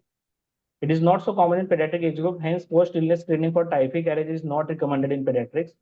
Even if detected with, we should treat with Ceftriaxone or high-dose amoxicillin to reduce the risk of close contacts. Prevention, the second most common slide. If you want to get rid of the infection, you better focus on preventing getting infected. Simple ways: hand hygiene and the food hygiene, washing hands before food intake, and food hygiene, proper cooked food. If the food is undercooked or refrigerated food like ice or ice cream, they are the main sources where we get this infection. Then improvement in sanitary infrastructure. In periphery, in rural area, we still see areas where there is still the habit of going open air defecation. So we should avoid that, and this is possible only after basic health education from school and from various programs in the different hilly urban areas, and implementation of the hygienic practices. The single housefly, she can carry this bacilli for almost 20 days. Now you can imagine this housefly, so many places she must be transferring this infection. So that can be avoided just because of your hygienic practices. And the last, we all know about typhoid VI polysaccharide conjugate vaccine, which IAP has approved for its use from 6 months to adults. It has got an efficacy of around 50 to 60% even after 3 years. So lastly, the take home, most cases can be managed at home with oral medicines and good nursing care. Only severe cases, they will need parental antibiotic. Prevention, and prevention, that is the key with improved hygiene and vaccination. Third generation cephalosporin, we'll have to spare them, and they are the drug of choice. The use only when it is indicated. Azithromycin, the use should be reserved only those who are not responding to the third generation cephalosporins. Imipenem, meropenem only for serious infection, those who are in shock, HLH, or in after intestinal perforation. So fluoroquinolones, it is said that, though it is said contraindicated in pediatrics, but if the culture is positive to only quinolones, we can go ahead with the quinolones. Thank you. Thank you, Rahul, for elaborative and informative session on typhoid. And the last slide was a very informative and a core of this session. So now I invite both experts, Anand Deshpande sir and Sanjay Gorpade sir, one by one for expert opinion. Shall I start? Yes, sir. Yes, sir. Please go ahead. This is one of the most common disease we treat in the wards nowadays. And with urbanization, it is not only a problem of a rural area, it is a problem of urban area. Urban slums or basically where the drainage and potable lines, they go closely together during when the potable water is not there are a time when potable water is not running, there is a negative pressure in that line, and it can suck the waste inside. So, and there are large epidemics. Even in amongst Pune city, there are pockets. From that address, we start suspecting a PO coming from that area. We first tick mark that it is likely to be enteric. I will not name that area right now, but so epidemiology has to be respected. Number two, I'll touch only in the practical points. Commonest mistake done at the periphery or primary pediatrician is to do a tube or slight Vidal test. Vidal test, first of all, as you told, has a less important, but doing it, the slight test on the third day of fever is absolutely deplorable. It should, any Vidal should be done after completion of 1 week of fever. The slight test is not to be done. If at all you want to do, you have to do the tube Vidal test, which takes 24 hours in a good center. So this is about Vidal test. So stop doing the slight test. Stop doing the test before 7 days. Then blood culture astonishingly remains positive if it is done in good center in case of enteric. Even after partial oral antibiotic receiving here and there, the blood culture remains positive. So go for the blood culture even if it is the 7th day, 8th day of fever. You can omit that morning dose when the patient is coming, is already referred to you with some antibiotic. So omit that dose of antibiotic before taking the blood culture, if it has not already been sent. So blood culture remains positive in spite of antibiotic. That is a peculiarity of easy to culture organism. It is an easy to culture organism. Then about the treatment, you should be explaining the patient right in the beginning if you are suspecting enteric, and if the test gives positive result or the Vidal gives positive, you should be telling the patient that the fever is going to last long for a very significant period. You can directly tell fever will be there for 5 days in spite of a good treatment. So that will reduce the anxiety of the patient. And the disappearance of fever is not the sign of whether you have hit the diagnosis or you are on the correct line. The intake, the moment if it is an enteric and you start the proper antibiotic, within 48 hours, the patient's oral intake, general GC activity will start improving in spite of fever being there. So these are very good soft markers to identify that we are working on the proper line and we need not change or add antibiotic every day. Today, now it is third day, not add some antibiotic, add azithromycin, no need. If the patient is clinically doing well, then you should be sticking to the antibiotic, not deteriorating. Then, but this is a disease. If not diagnosed and treated, many times people give cefixime for anything, any fever, and the proper enteric gets partially treated without diagnosis. So there is a patient of enteric fever, goes for some general practitioner, he's given 4 days, 5 days cefixime, it gets suppressed. Again, after 5-7 days, he will have a fever. So you can have a picture of fever for last 2 weeks, 3 weeks, because it is getting partially treated and relapse without having the diagnosis of enteric, labeled as enteric. And such patients, if their sonography is done, they will show it is basically disease as properly told by pathophysiology. You have to touch the pathophysiology very nicely. Congratulative for that. It is basically disease of a reticuloendothelial system. So if you do a sonography in a patient who is having 2 weeks fever, you will have lymphadenopathy, you can have a ileocecal junction hypertrophy because pair patches are hypertrophied. And sometimes this patient will be referred to as a tuberculosis, sometimes as a lymphoma. So these are the differential labels put in a case of an enteric. This type of cases have practically come to me. That's why I'm sharing my experience with you. Yes, thank you, Anand sir, for your expert opinion. And last one point is, this is a disease which will not provide immunity even the disease occurs. So vaccination at the end of completion of your course. Right. That's all. Thank Yes, you for. thank you, Anand sir, for your expert opinion. I request now Sanjay Ghorpade sir to add a few more points. Yeah, excellent presentation. Definitely. Some of the inputs from my side in this presentation about diagnosis, you very well covered that culture. Actually, this module, 4 hours module, we are doing at present in current year of typhoid module from CIP action plan. Actually, I am the scientific convener of that module. Almost fantastic major part we have covered. So in this diagnosis, very well you said about the blood culture, but only one point actually I want here, that depends upon age of the patient. What is the age of the patient? The quantity should depend, number one. And of course, you rightly told that 1:5 ratio of the blood to the bile broth.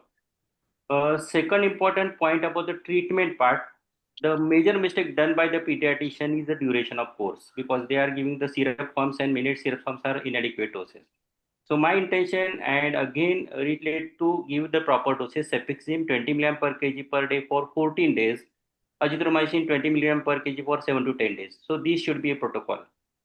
Third part, very well you highlighted about the treatment part. See, the ceftriaxone nowadays has got an entity called as late defervescence. What is my late defervescence? Because it takes a time to fever to go subside. So please do not become panic, because previously with the ceftriaxone 3-4 days patient was becoming febrile.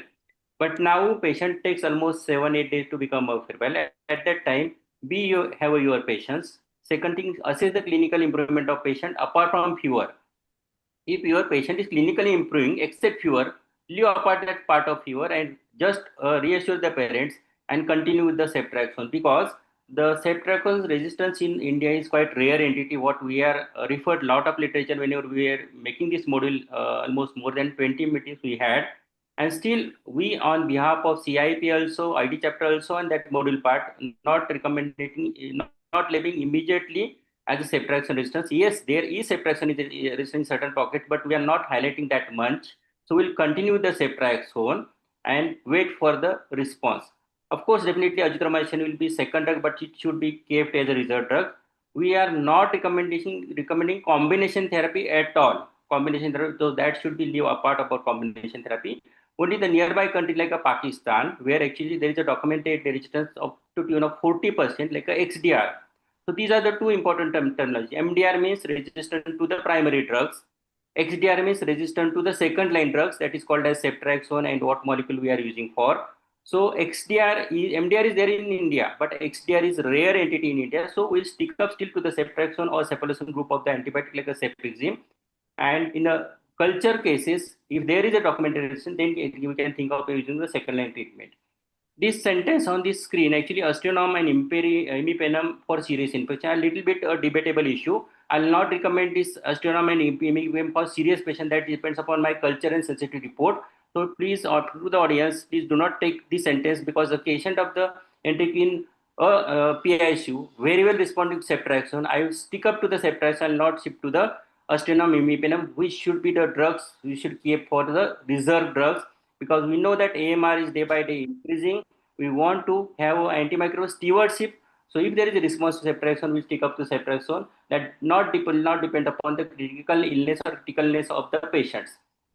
Of course, about the combination therapy. I think this is all from my about carrier state. Of course, apart from the what mentioned by Dr. Rahul, cotrimazole, azithromycin is one more drug because azithromycin has got both action, intra as well as extracellular action. So very well it can be given for the 4 weeks. That is one of the safest option. But remind you, in the pediatrics, carrier state is quite rare entity. But if there is azithromycin, is safest drugs, and last option will be the cholecystectomy. So that's all from me for regarding my inputs regarding this talk. Thank you very much. Yes. Thank you, Sanjay sir. Sir was director and hero of that heat module. That was a very super heat module.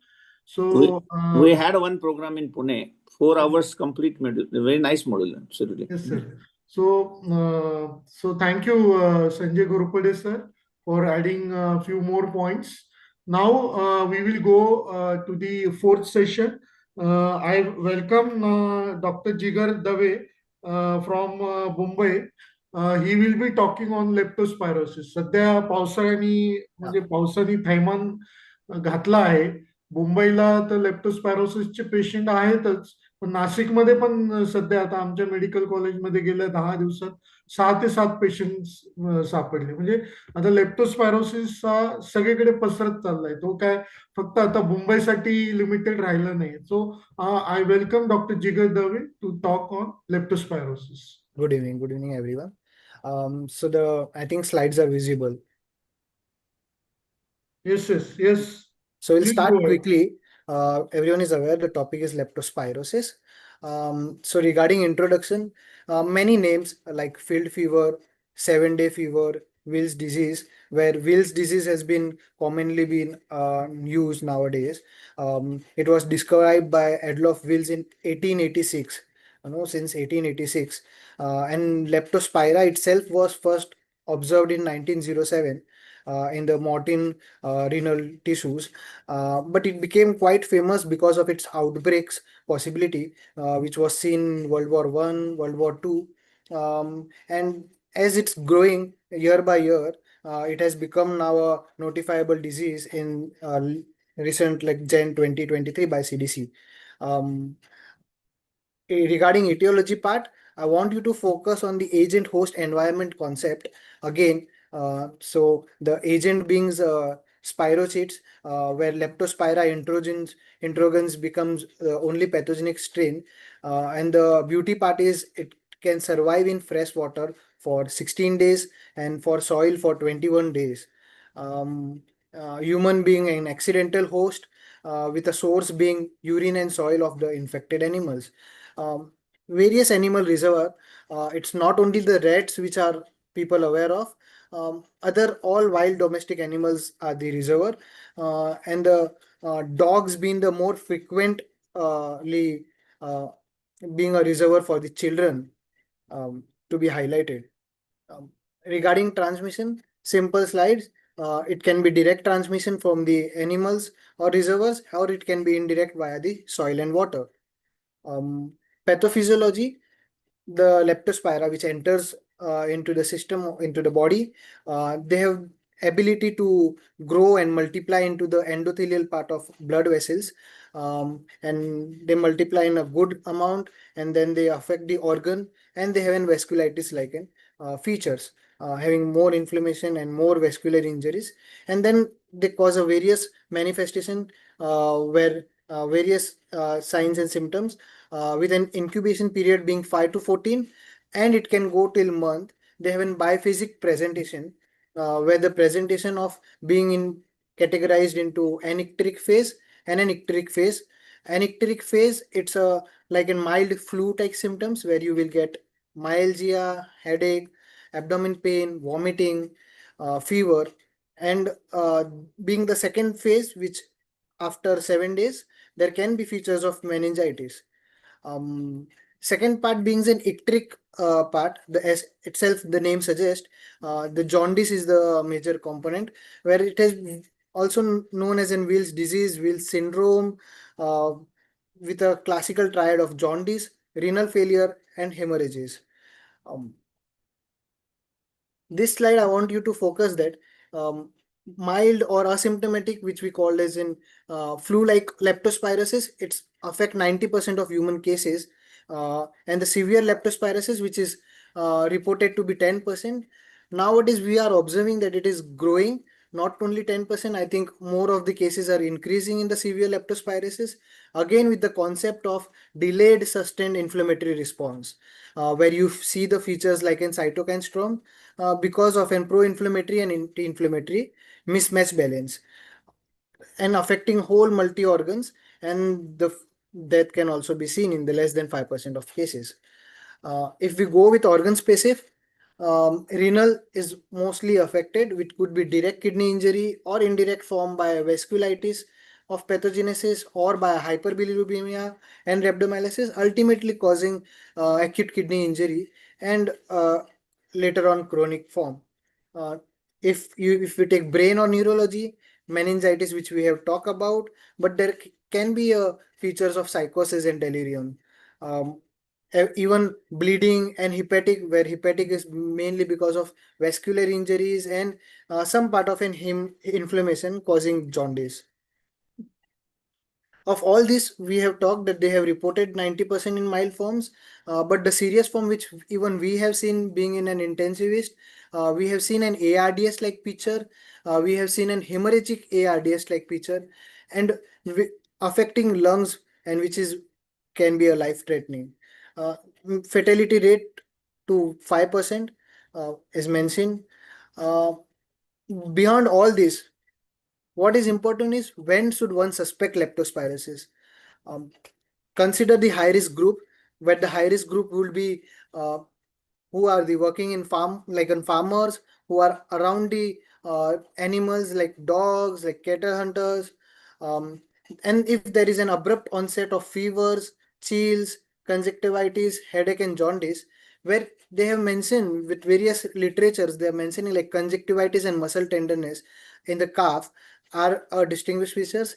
Though I would say that with all that such features, diagnosis being very difficult, and various different presentations are evolving. So let's focus what not to miss it. 3 symptoms and 3 signs, where 3 symptoms being fever with chills, myalgia and fatigue, and signs being conjunctivitis like features, calf muscle tenderness, and enlarged lymph node. With all the outbreaks, WHO has given a guided FAINS criteria. In this criteria, like what all 3 symptoms, 3 signs involvement, they have a scoring system, and they have also involved the serology and laboratory part.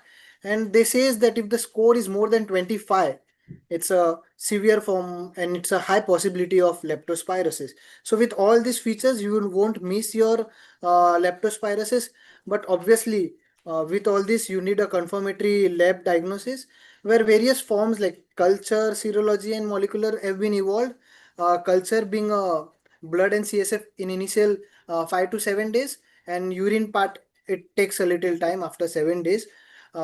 Nowadays, what we use is, like Minat sir told, we use an biofire panel, like topical biopanel, which is a PCR panel, high sensitive, high specific, more than 99-90%. But you can go with serology like ELISA, IgM ELISA, along with all your clinical features, is a high confirmatory form of starting the treatment.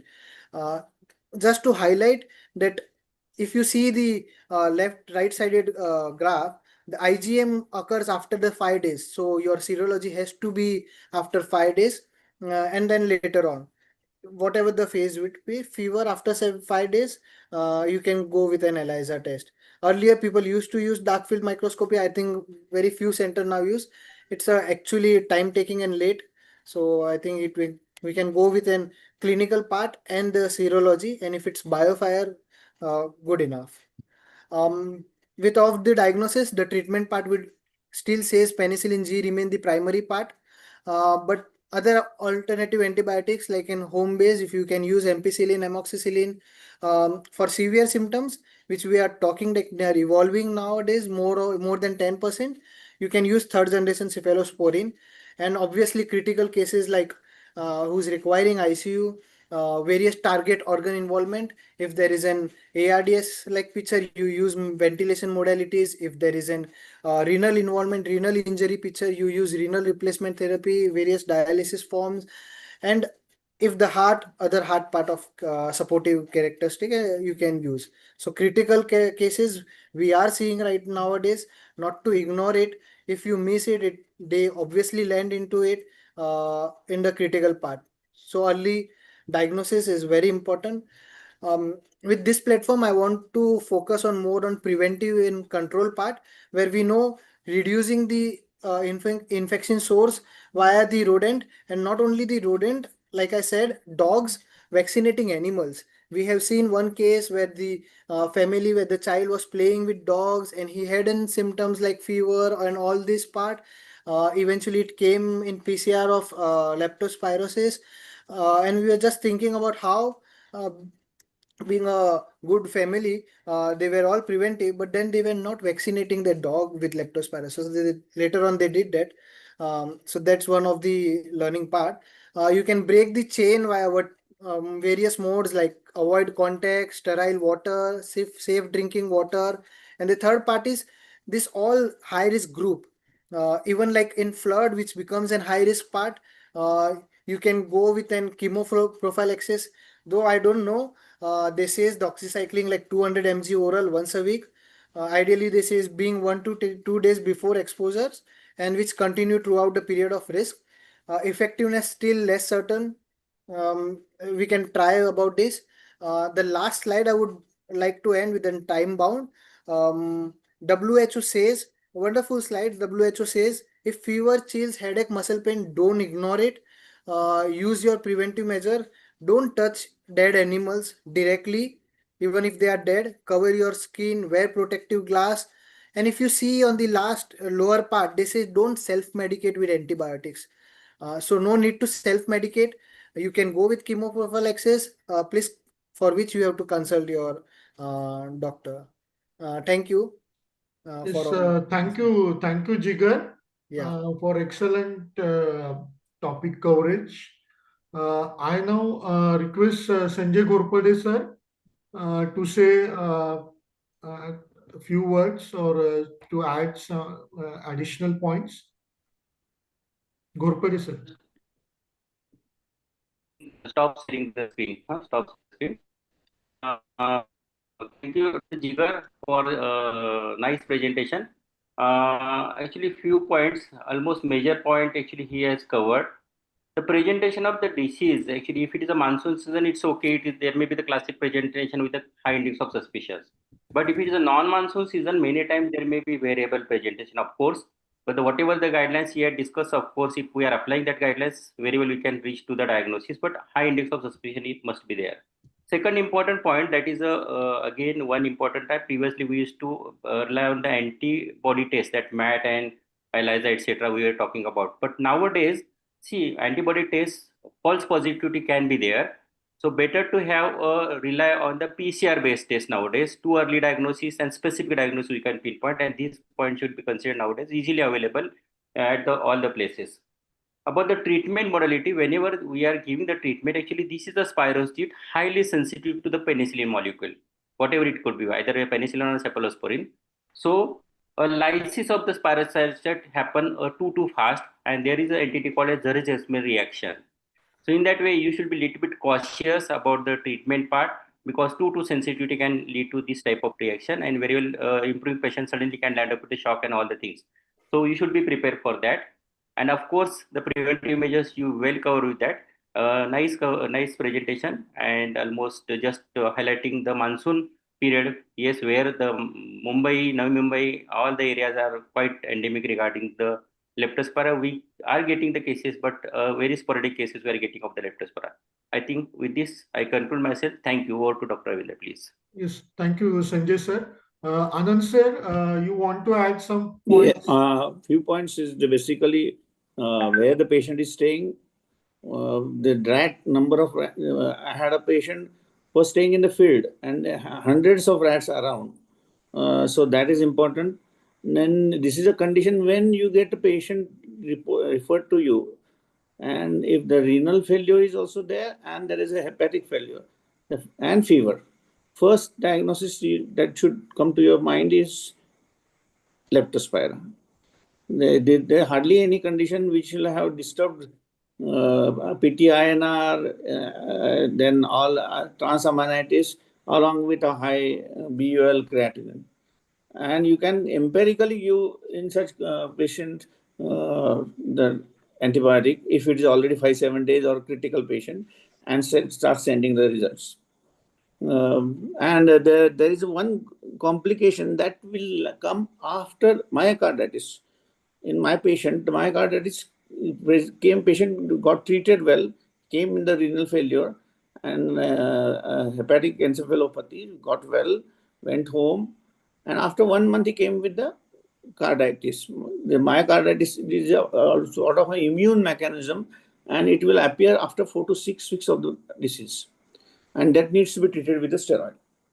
This is all I would like to add. Yes, thank you, Anand sir.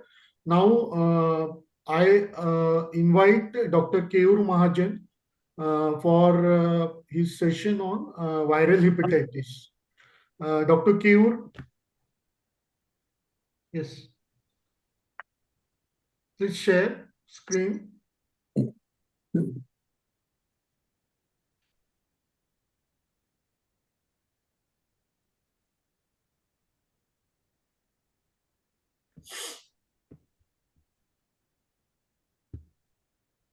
Dr. Ravindran, have you made as a co-host? Otherwise, it will not possible to share. Sir, Pallavi madam kade I cannot unmute. Just Yes, can you unmute yourself? He is unable to unmute. What he is saying is unable just to. 1 minute, sir. I will do some setting. Sir, try now. Sir, try now.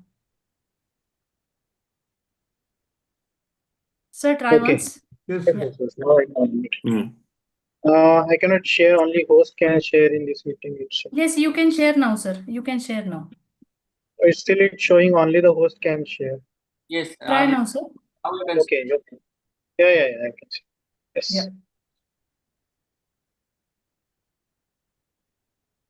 Keyur himself is ID specialist. Can you see my screen? Yes, sir. Yes, Keyur. Yes. Thank you for giving me opportunity. I am the last standing batsman in this test match. I have been given topic of viral hepatitis, but we know that viral hepatitis is a systemic infection affecting the liver, predominantly with primary inflammation of the liver.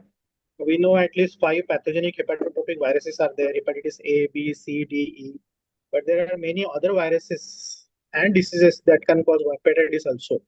But they are usually having multisystemic disease. But the one component is hepatitis, like HSV, CMV, EBV, HIV, rubella, adeno, entero, parvo, arbo. But this topic, as we have monsoon season going on, we will focus it related to the viral hepatitis related to hepatotropic viruses. So why spurt in monsoon? Because what we are talking about is viral hepatitis of waterborne viral hepatitis. They have fecal-oral transmission, and they have incubation period in hepatitis A 14 to 28 days, in hepatitis A 45 days.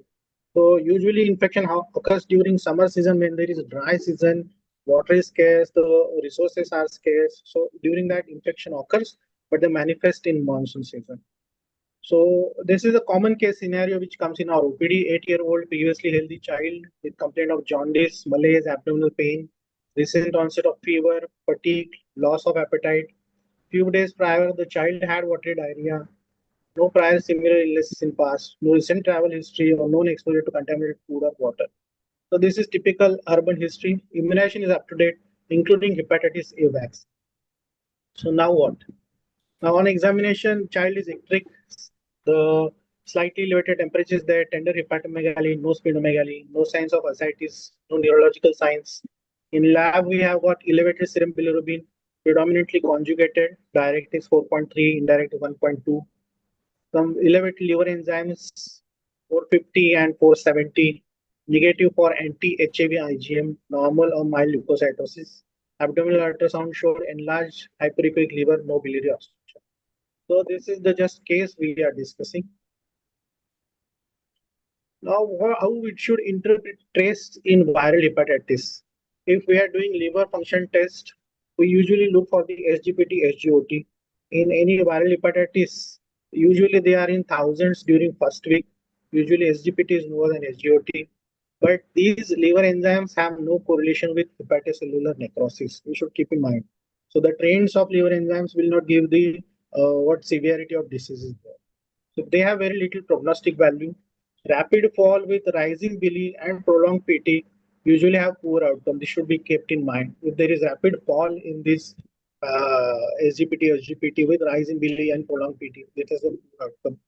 Repeat enzymes. Should we repeat these enzymes in viral hepatitis? No needed unless complications are there. Then prothrombin time, we should keep in mind it is an early indicator of acute liver failure. HEV IgM, does it have a value in treatment? No, it doesn't have any value in treatment in simple viral hepatitis, but it has got only for epidemiological purpose. And to prove that this is hepatitis A, to tell parents that this is hepatitis A, so they need not worry or they know what exactly is causing it. Then we should know that GGT and alkaline phosphatase, they are important in cholestasis. The raised values are important in cholestasis. And low albumin indicate chronic liver disease. So these are the salient points. I am not going to discuss all details of all the tests. We all know how liver function tests are there and what are salient points we should look into these tests. Then what usually treatment is received on OPD basis? We know when our internship was there, any patient of viral hepatitis used to come in civil hospitals. Literally, there were stamps, just stamp the treatment, like Udiliv, B1, Liv52, vitamin K, Difalac, Ibugesic plus, Ondensetra, or S. So whether this treatment is really needed in viral hepatitis. We know ursodeoxycholic acid. Its evidence supporting routine case in acute hepatitis A is limited. Yes, in severe cholestatic jaundice, there is role, but in routine cases of viral hepatitis, there is no need of giving it. B1, there is no need. B1, I have written specific names because I have seen so many prescriptions with these names. Viral hepatitis, that. So all this treatment is given. So multivitamin you can prescribe, but they have no role in treatment. Usually given to support overall health and recovery. Again, Liv52, this is Ayurvedic preparation. We are not Ayurvedic doctors. There is no role in treatment. Vitamin K, no role in treatment on OPD basis. Only if coagulopathy is present, usually required only in IPD patients. Dufalac, lactulose used in patients only with hepatic encephalopathy to reduce ammonia levels in blood. In routine viral hepatitis, there is no role of lactulose. Ibugesic plus for fever, we should avoid NSAIDs in viral hepatitis. We can use paracetamol in lower doses. Ondansetron for nausea, yes, you can use antiemetics and plenty of ORS to maintain hydration. So only supportive treatment is required in most of the viral hepatitis cases. So supportive care, hydration, nutritional support, and the rest. Child was advised to avoid fatty and high protein diet. I have seen this advice also. पोळीला तेल लावायचं नाही, भाजीत तेल टाकायचं नाही, अगदीच अळणं खायचं. So this is not the kind. Adequate calorie and protein intake to support growth and recovery is important. We can ask them to avoid high foods high in saturated fats and trans fats, but we should ensure sufficient hydration and limiting processed and fried foods. But regular diet they can take. Monitoring liver function and coagulation status regularly. Do we need to repeat these tests repeatedly? Liver function test, how many times we need to repeat? Or coagulation profile, how many times we need to repeat? If there is high liver enzymes, should we repeat them? Should we see whether they are reducing? In no needed typical uncomplicated case. If there is typical uncomplicated case, there is no need to repeat this liver function test or other test. But in severe cases where we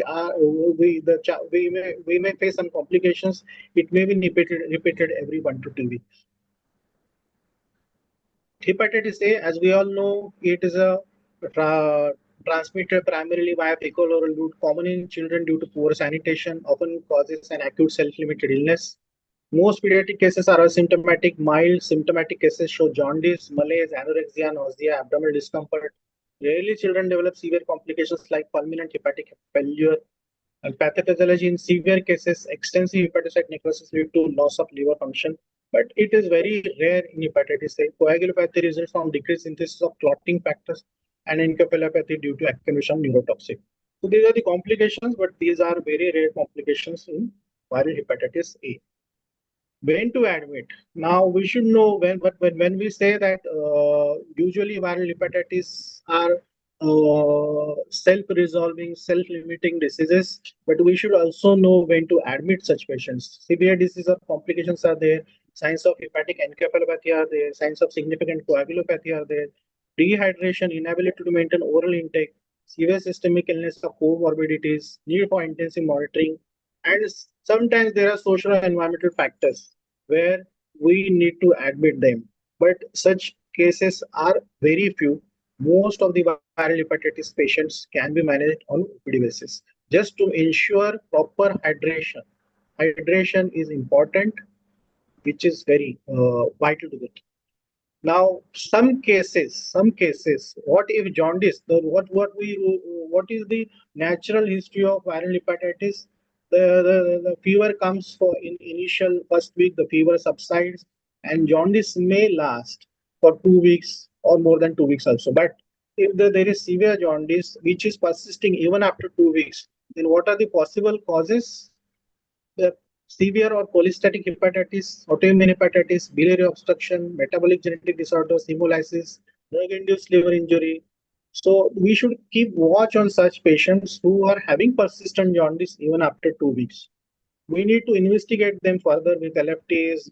We need to keep watch on their INRs, viral markers, autoimmune panel, USG, and if we are suspecting Wilson, then copper studies and hemolysis are done. So any jaundice which is persisting beyond 2 weeks, we need to keep close watch. And what the red flags are there? Increasing direct hyperbilirubinemia, failure to thrive, coagulopathy, and abnormal imaging. So these red flags should be kept in mind. So what if fever persists beyond 7 days in viral hepatitis? Usual history is that fever stays in high grade initially 2-3 days and it subsides. But what if fever persists? We have diagnosed viral hepatitis, but fever is persisting after 7 days. Okay, it is unusual. So we need to further investigate what can be differentials, acute liver failure, secondary bacterial infections, child may go into HLH, there may be autoimmune hepatitis, malignancy, drug-induced injury. Okay, so we should keep these differentials in mind and we should investigate accordingly. CBC, CRP, blood cultures, LFTs, coagulation profile, ferritin, viral PCRs, autoimmune panel. So depending what differentials we are thinking of, we need to investigate them. And we also, in such patients, we need to keep watch on such red flags like altered mental status, coagulopathy, hepatosplenomegaly, and rash. So these are unusual scenarios where fever persists beyond 7 days or jaundice persists beyond 2 weeks. We should keep watch. Now, hepatitis E, this is again also a waterborne disease. We know RNA virus, this RNA virus transmission is fecal oral. The clinical illness associated with HIV infection is similar to that of HIV, but often more severe. Okay, but clinically HIV can be asymptomatic also. It can have a severe infection. So hepatitis A virus, hepatitis E virus, they come usually similar. And as with HIV, chronic illness does not occur and tends to affect older patients with peak age between 15 to 34 years. But yes, in smaller children also you can get hepatitis E. So we should keep that in mind also. Major pathogen is pregnant. It is major pathogen in pregnant women in whom causes acute liver failure with a high fertility incidence. So hepatitis E is important pregnant women. And diagnosis is HIV antibodies. And what we saw, our patient who had negative hepatitis A antibodies, but that was positive in our patient. HIV IgM was positive in our previous patient. So treatment is supportive, no antiviral approved yet for HIV. Vaccination for hepatitis A virus, we know the routine vaccine is available. We are vaccinating routinely. But for hepatitis E, recombinant hepatitis E vaccine is available, equally HIV 239, but is not available in India. Primarily available in China, might come in India, but there is some vaccine available for hepatitis E also. Now, so this is the primarily viral hepatitis, monsoon-related hepatitis, what we wanted to discuss. But to complete the list, there are hepatitis B, C, D. In short, hepatitis B, what important from our point of view is the infant or newborn born to HBs AG positive mother. We should keep that in mind. So I will not go into the details of this, but the most important risk factor is perinatal exposure. So what should be given? we all know hepatitis B immunoglobulin and hepatitis B vaccine has to be given within 12 to 24 hours. Ideally, okay, can be given up to 7 days, but as we delay it, the effectivity reduces. So ideally within 24 or 12 hours. Okay, so even though the mother is not hepatitis B positive, but the birth dose of hepatitis B vaccine is very important. We should not miss the birth dose of hepatitis B vaccine. Even though missed at birth, whenever child comes to follow up in your OPD, even it comes on 2 weeks, 3 weeks of age, you should give hepatitis B birth dose. Now, because it has not been given at birth, let's give it at 6 weeks only. Don't do that. Even child comes at 1 month, give birth dose of hepatitis B. It is very important. Okay? Breastfeeding does not appear to increase the risk of transmission. And do we need to test baby for HBsAg in who we have treated with hepatitis B immunoglobulin HBV? Then at 9 to 12 months, we can send HBsAg in baby to avoid passive antibody interference, allowing time for vaccine response. Now, I will not go into details of treatment part, but yes, the treatment for hepatitis B is available. Indications are fulminant hepatitis B, fibrosis, immunocompromised, pre-existing liver disease, post-liver transplant, concomitant infection with hepatitis C and D virus. And the drugs are entecavir, tenofovir, lamivudine. Okay, but if the hepatitis B is acute or acute exacerbation of chronic, entecavir or tenofovir can be used. So we'll not go into details of that. Okay. What are the complications? Why we are worried about hepatitis A? B is acute liver failure with coagulopathy, encephalopathy, cerebral edema, then liver cirrhosis, primary hepatocellular carcinoma. So these are all complications associated with hepatitis B. Again, to complete the list, hepatitis C is there. It is most common cause of chronic liver disease in adult. In children, it is very rare. Intrauterine transmission in pregnancy and at the time of delivery is possible. And it is believed that children have a higher rate of spontaneous clearance than adults. So we are not much worried about hepatitis C also in children. And there are drugs available, peg interferon, alpha-2b, ribavirin. They are approved about 3 years for treatment of hepatitis C. And lastly, hepatitis D.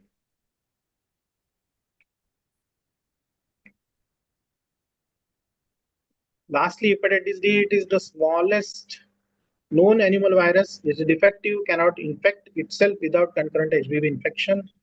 In contrast to HBV, HDV causes injury directly to cytopathic mechanism. The most severe case of HBV appears result from co-infection with HBV and HDV. And hepatitis D should be considered in any child with acute liver failure. Treatment supportive. The treatment is mostly based on controlling and treating HBV infection, without which HDV cannot induce hepatitis. So again, interferon alpha is available. So mostly in viral hepatitis, in this season, what we are worried about hepatitis A and E, and we should keep in mind that hepatitis A and E are self-limiting illnesses. Most of the patients will not need much treatment other than hydration, antipyretics, and antiemetics. So let's avoid other medications and keep watch for developing complications and see if there is any need of admission. And as we discussed, if the fever persists, if the jaundice persists, we should look for other complications and treat them accordingly. Thank you. Thank you very much. Thank you Keyur. म्हणजे hepatitis पूर्ण डिटेलमध्ये cover केलं. तू paediatric infection specialist आहेस, ते दाखवलंस तुझ्या slides मधून. तर मी आता घोरपडे सर किंवा आनंद देशपांडे सर यांना रिक्वेस्ट करतो की काही पॉइंट्स त्याच्यात ऍड करायचे आहे का. Nice and excellent presentation, Keyur. Actually, in a brief, it was this presentation definitely actually highlighted a lot of things. Of course, one important point that is just some important highlights you have given that are really fruitful for all the audience. The importance of the SGPT and bilirubin, that titration is important. That means increasing SGPT means that much hepatocytes are being live and they are doing their job. But if there is a dropping of the SGPT and rising of bilirubin, that is definitely patient is landing into problem or going into critical phase. That means patient is linked to hepatic necrosis. So if there is hepatic necrosis, definitely SGPT will go down, bilirubin will go rise. That is a point that should be taken into consideration when you consider whenever you are monitoring any case of the hepatitis in your practice. Of course, three types of hepatitis like hepatitis A, C, and of course B are important. Rest of not that much important. But what the point you are highlighted about the supportive management. Of course, many pediatricians are doing the same things.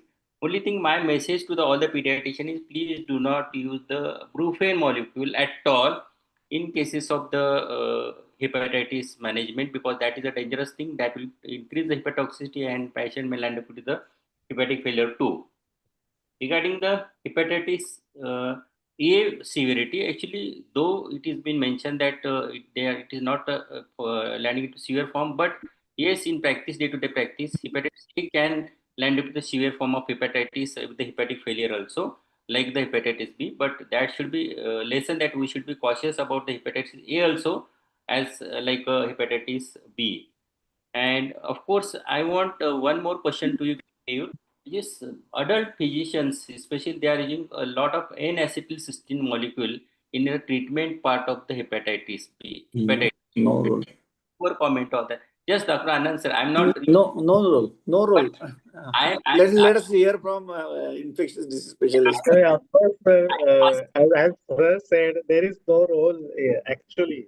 Sir, there are so many molecules are being promoted by medical representatives also.